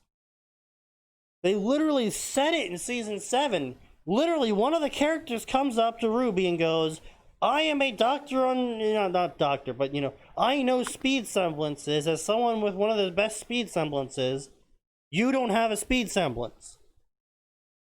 As an expert on speed semblances, you do not have a speed semblance. And Ruby's just, what? I don't have a speed semblance, but it's totally a speed semblance. Yeah, that was literally in the season before this. No, it was 2 seasons before this one, wasn't it? No, that was the Dust Mine. That's season 7. Yeah, that was literally the season before. Mm-hmm. Yeah. With fuck, I think the name was Sparrow. Isn't weight just mass and gravity? Yeah, it is. That's what I'm saying, though. Is her semblance would negate gravity, therefore making her have no weight, meaning that she could still move around and create force using mass, but she wouldn't be affected by gravity, which means she could do her whole tornado thing and shit. That's my point. They said she doesn't have mass anymore, which means she wouldn't be able to do anything because she couldn't exert force anymore, because force is mass plus kinetic. So it's joules? Yeah, that's what they're measured in, right? Joules? Been a minute, not sure. She's literally just a light show, yeah. If she doesn't have mass, she would literally just be an immobile light show that wouldn't be able to even reconstruct herself at that point, because she wouldn't be able to move the molecules back together because they don't have mass anymore.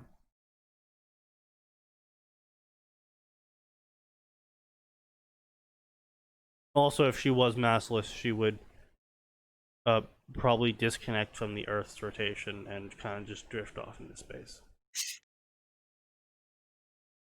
Yeah. Oh yeah, I guess that would happen, wouldn't it? Yeah, because the gravity wouldn't be keeping her on Earth anymore.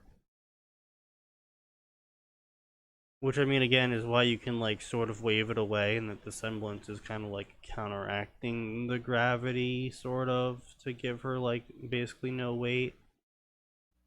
But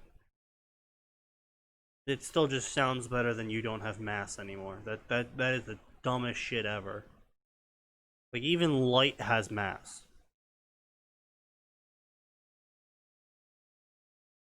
Infinitesimal amounts, but it has mass. Dumbest shit ever. Fucking hate it. I fucking hate Rooster Teeth so fucking much. Ruby is literally just a cardboard cutout that everyone carries around. Like, that's my new fucking headcanon. Ruby is a cardboard cutout with gadgets strapped to it. And she doesn't actually exist because she has no personality, she has no motivations, and she's... I had this discussion in another server. Ruby is effectively a terrorist now, and we talked about this back during Season 6. When she suggested and then insisted on and even yelled at Crow over, when he said, Ruby, we shouldn't attack the military base, steal a military aircraft, and then fly it into a no-fly zone. And then she's like, no, we totally have to, because it's wrong that Atlas isn't killing their own people to protect the world from the Grim.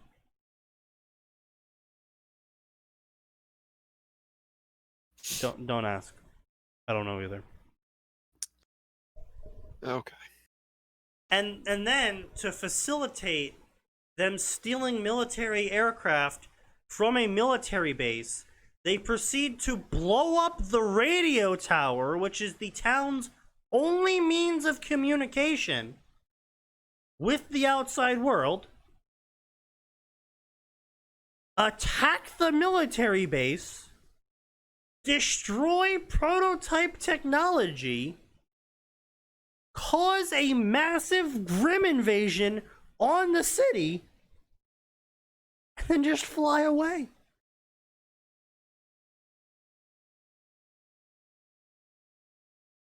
And they're supposed to be the heroes.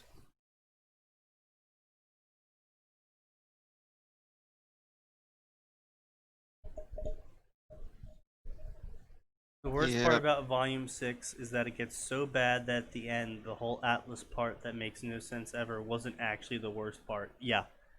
The Atlas part was unfortunately not the worst part, which is impressive. So she's a war criminal? Considering the fact that she has effectively attacked the leader of a nation as well, yes, she's a war criminal.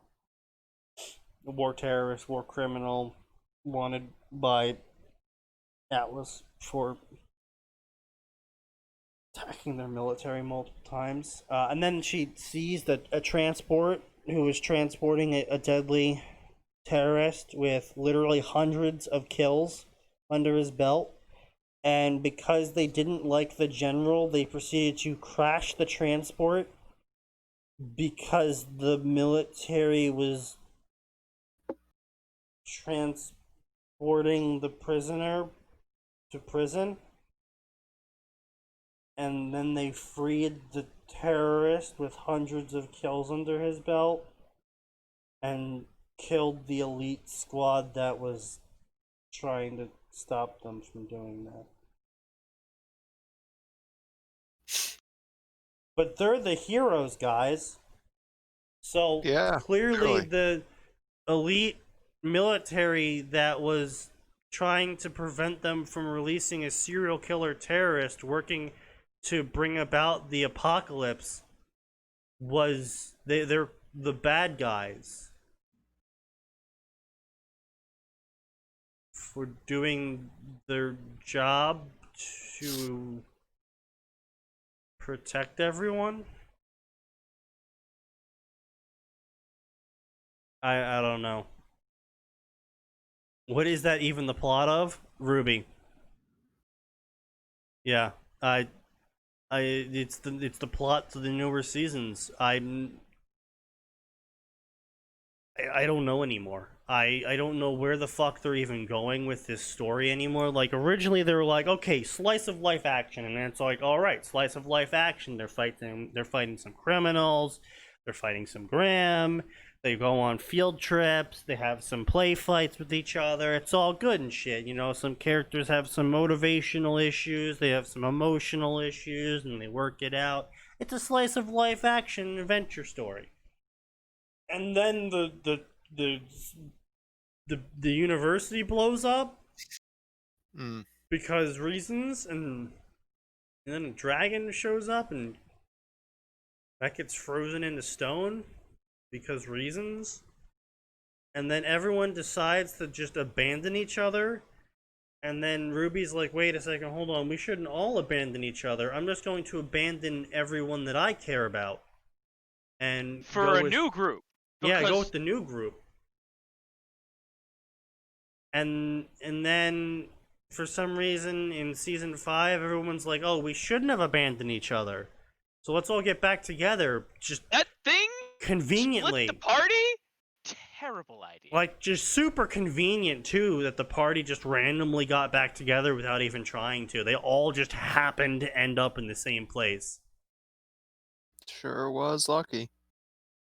It's incredibly lucky that they all just happened to end up in the exact same place so they could find each other again. And then season 6, where they got on a train, and then the train crashed, and then they walked to the next town. And it turns out that the B team was actually in the town all along. And then they attacked a military base. Because they're the heroes. And then after attacking the military base and taking down the town's only means of communication and destroying the town's only means of defense and flying into the military's airspace that they just stole the plane from, they proceeded to talk with the guy who was in charge of the military and tell him that he's evil for not getting all of the people that he's supposed to take care of killed defending the people that have no relevancy to him at all. And that he's a bad guy for not doing that. And then they decide to lie to him a bunch because they can't trust him anymore because he decided to prioritize his own nation that he's in charge of as the leader of his nation over nations that he's not in charge of.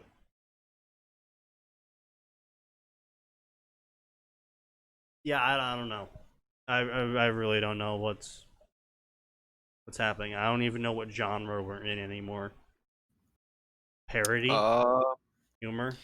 Subvert expectations, except not really, because at this point, the only way they can subvert expectations any further is do the 180 and point out, actually, no, Ironwood is the good guy, and turns out Salem wanted to save the world. Osmond's the one trying Probably to the destroy it. funniest shit ever, right, is what's happened recently in the latest season is apparently Ironwood went off the deep end and started shooting the super corrupt counselors. Oh And he- no. And he's evil for shooting the rich people that were super corrupt and selling the nation out to Salem. Wouldn't they what I'm sorry, like Yeah. dipping slightly into the politics that I know the writers are into. Wouldn't they Also, normally Jack Keys is celebrate Trump. a bunch of corrupt corporate bigwigs being removed, even if a bit extreme? Yeah.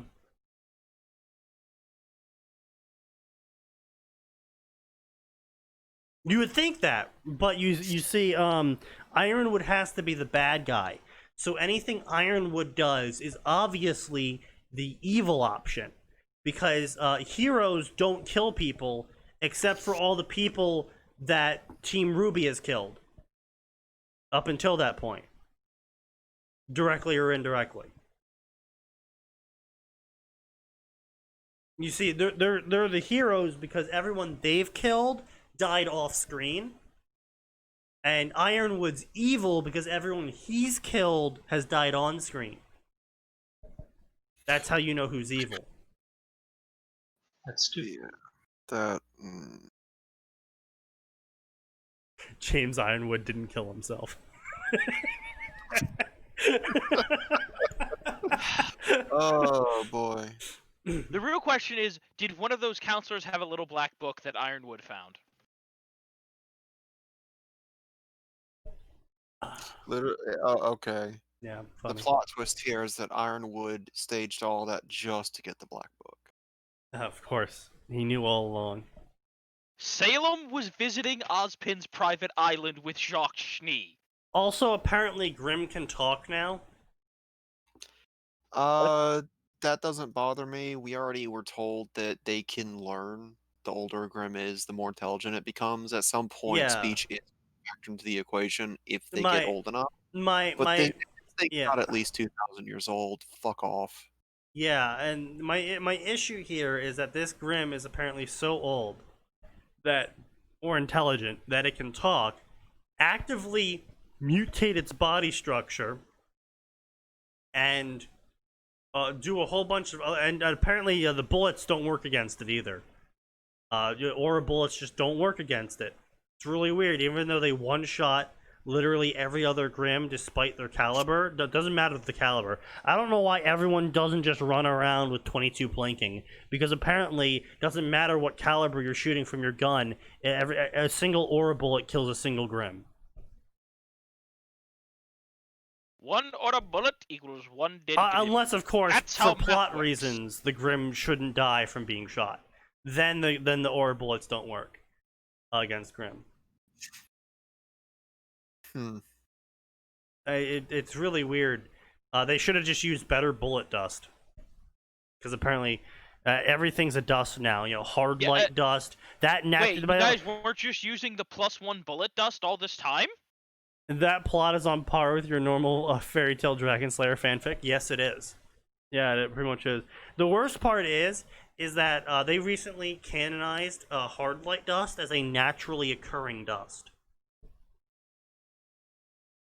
As in, hard light naturally crystallizes for some reason You see, on Remnant. the light naturally crystallizes and becomes hard in the presence of thoughts, which, as we know, are very numerous in the Ruby universe. Apparently everyone in the Ruby universe is also gay.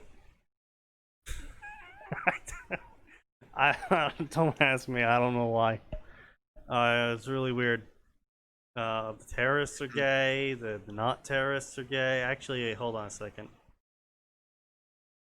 Sun's not a terrorist. He's not gay. Shit, are all the terrorists gay? Probably. Adam wasn't. Okay, that's fair. Adam is the exception to the rule, clearly. I mean, fucking apparently, because the Spider Girl was gay, the Chameleon was Really? gay, the cat was gay. I guess technically Blake would be bi. At this point, I guess, yeah. Ruby's gay, she's a terrorist. Yang's a terrorist. I guess Weiss is a terrorist now, and she's gay or something, I don't know. Yuri's With dead, the she was straight, so she's way not they a bowed terrorist. down to the fans for the Blake and Yang ship, I'm sure we're going to be seeing Weiss and Ruby this season. Yeah. Salem isn't gay. Oh, that's a good point. Salem isn't gay. Does that mean she was actually a good guy all along? I mean, that's the angle they seem to be implying. Roman wasn't gay? Oh, hold on. We don't know that Roman wasn't gay. Also, not a terrorist, just a criminal. That's actually also a good point. He was just a criminal. As Turns far out, as I know, well, I mean, I guess technically some of the crimes he committed, it depends on how they classify.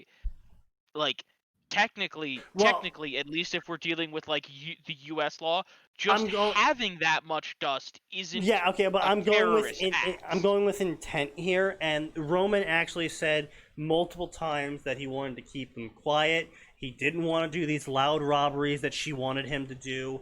Don't we have enough dust already? What do you actually even need all this dust for? Like, he didn't want to be doing a lot of robberies. He didn't want to be doing a lot of loud robberies.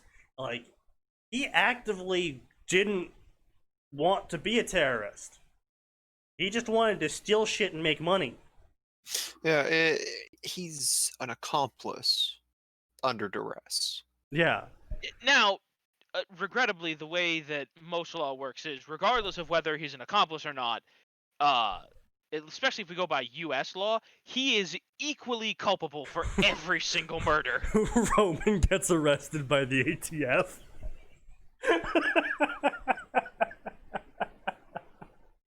Yeah, pretty much, yeah.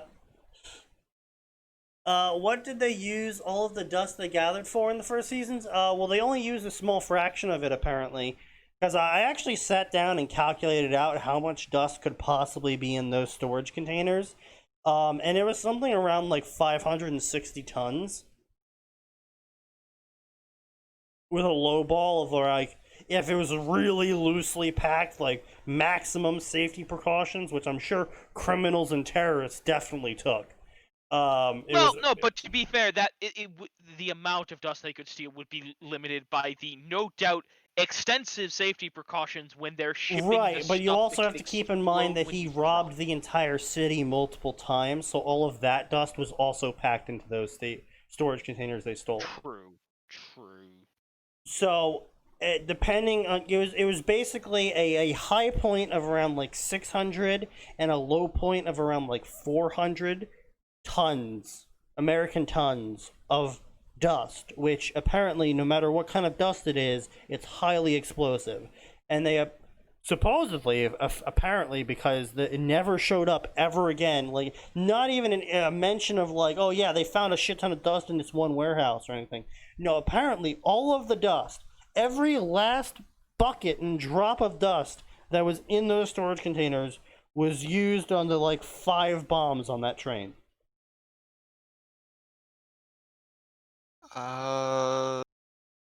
Which, yeah, it was used for the train. Yeah, baffles me.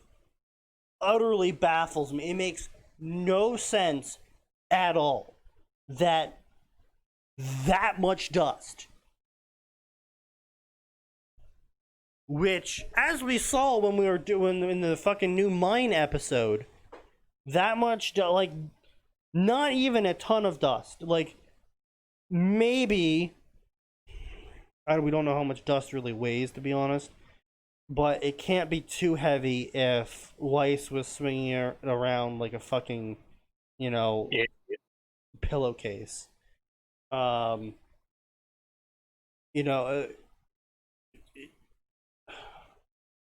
don't know how like 18 storage containers of dust fit into 5 bombs, and then was just never mentioned or used again. Wasn't dust a super scarce resource? Oh yeah, it was until it didn't need to be anymore. No, dust was never treated as a scarce resource. It was just Vale didn't have it. The problem is there's only one company mining.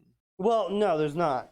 It's just he has No, a. I think we're Oh, well. are they really going with that? All intents and purposes, there's only one because they mentioned the Schneedas Corporation being at the top, but Yeah. they never tell us anything about the others. Well, you don't say Like- something's at the top. That's like saying Apple is at the top of selling Macs. Actually, wait, no, SDC might be the only mining company. As far as we know, it is. Yeah, as far as they've mentioned, it is the only mining company. Okay. Well, okay, But it the mentioned one of the largest producers and exporters, but okay, so it's not the only. so it's not the only one, but it's one of the large. Who are their competitors? Clearly non-existent. Why were we making such a big deal about like, oh, they keep hitting SDC shipments? So what? Stop buying from the SDC. Go to their competition. Yeah, I know, They literally, right? take your money because it's free at this point. Because the SEC has a bad rap to its name. Oh my god! This Seems is not like I was thought out. confused with the shit. games we play. No. Games we play did make up a lot of fanon, but as much as I despise games we play, Ryugi did have a decent amount of reasoning as to why his headcanon was, reasonable. And it is a fair point. Dust would have to be a scarce resource, quantity-wise, if one man... Because you got to remember, Roman alone, with maybe 10 or so hired goons, was able to rob every dust shop in Vale to the point where they had to order an emergency shipment from the SDC that had to be taken in on multiple storage crates overseas in a cargo container. So one man was able to rob all the dust shops to that point. So there couldn't have been many dust shops, and there couldn't have been that much dust if one man was able to rob everything. And that's why people assumed it was a scarce resource, because otherwise, how the fuck did Roman, unless he's the god of thievery? Which is implied. Sort of. Lupin the Third?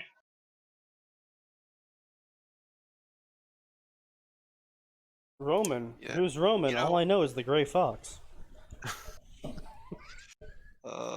Sneaky. I just found some fan art someone made. All I can think is, this fucking show really did just go off the fucking deep end once we started losing once we started bleeding voice actors for calling RT out on stupid shit. All this would be fixed if Glinda just came back. Oh yeah, that's right. Didn't they remove Glinda because of voice actor internal? There were some there was some voice actor drama, and it was on both parts. It was on both sides. Yeah. But RT definitely came out as the bigger assholes after reading through what was known. Well, I mean, it's not only that. It's just it would be one thing if it was like just Glinda, but it's been Vic, it's been Sun, it's been Glinda, it's been Mercury, it's been like they consistently keep having issues with their voice actors. And so it's like maybe it's not the voice actor alone in this situation. It's clearly a majority RT's fault because either their hiring sucks shit and they need to figure out how to hire better people, or they're hiring people just fine and the RT just sucks shit and they need to figure out how to stop being cancerous garbage. Yeah, like it really is one of the right, like the sheer amount of people that we've lost because of the Internal drama. terrible production. Yeah. It's just, when you start falling back on voice actors from other positions in the company to fill in voice acting roles, When you start gearboxing, maybe. Oh, wow. Winter apparently got a redesign of Volume 8, and actually, Yes. it is actually really decent. Where was this redesign effort in Volume 7, guys? Oh, did you not see the Lost redesign for Weiss? No, I don't think I Apparently did. they were going to do an alternative Weiss redesign. I gotta be disappointed. Oh, it was actually really good. Yeah, Let's the see if I Weiss can find redesign, it. super solid. Volume 7. Concept. Okay, let's see. Don't give me this fucking bullshit Discord. I know the words Weiss redesign exists in this fucking Discord.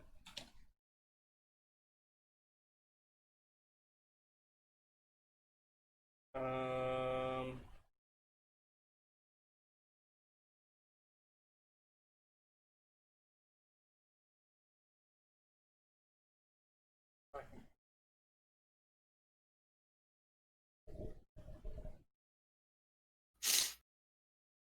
Yeah, I legitimately want to see this if we can track it down. I'm trying hard.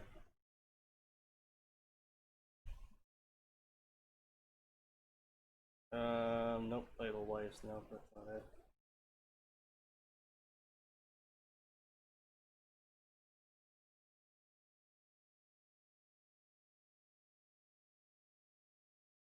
Seven Weiss, maybe?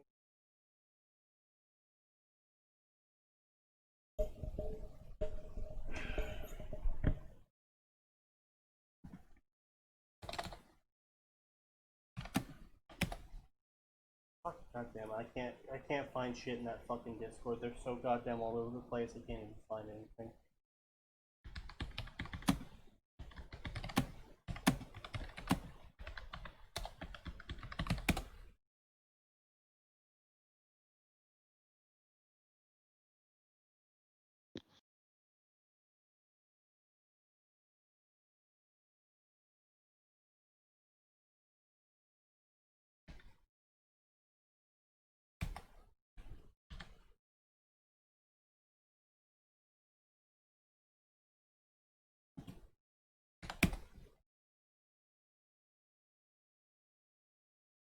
Please be it, please be it. Oh, fuck me.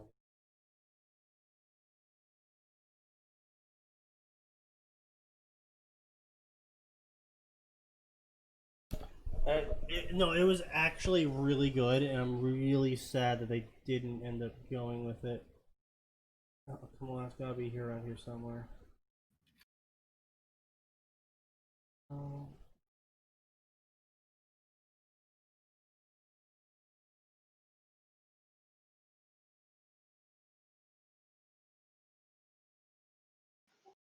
Huh. Oh, is this it? No, no, that's our canon one. I think I found it from Tension. Oh, Tension's got it? The Twitter link in Western Gas. Let me get a look at this. Hair-wise, that is a lot better. Yeah, I know, right? Yeah, yeah. Literally just changing the hair fixes so much.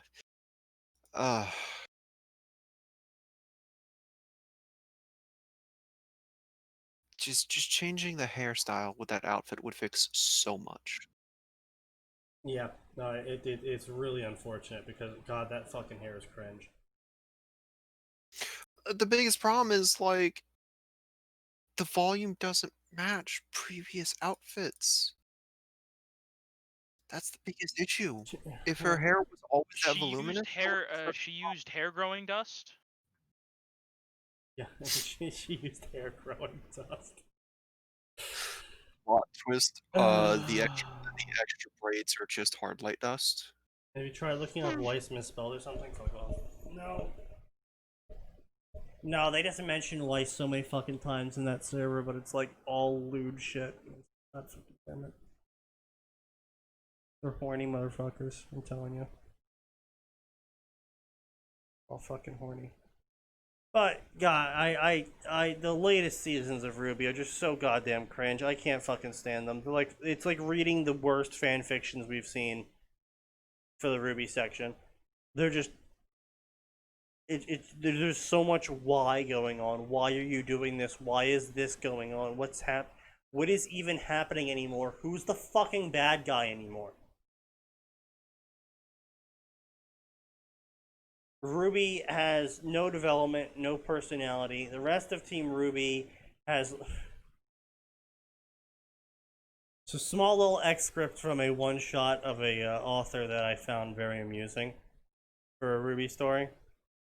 Where Ruby was like, some along the lines of, Ruby picked up being fun and adventurous when Gang lost it, when her arm was lost as well. And now that Ruby knew that losing an arm, which is where the personality was apparently stored, was a bad thing, she'd be extra sure to not lose any arms. It's just like, yeah, apparently the personality is stored in the arm. Join Salem, she'll solve it. Humanity is the bad guy. Yeah, pretty much. It is. Good show. Can't wait to see what they do with the rest of the episodes now that they've fucking gone off the rails so fucking hard. How much do you want to bet the Sentient Grim is going to try and betray Salem? How much do you want to bet that it's ultimately been programmed to do just that and is ultimately fruitless? Fair enough. I won't take that bet. So, we will close off for tonight. We went over the time a little bit because that's just how much I fucking hate Ruby these days. But anyway, we'll see you all next time on Tuesday, 7 p.m. to 9 p.m. Eastern Standard Time. Be here, be square, because there's always more. It always gets worse.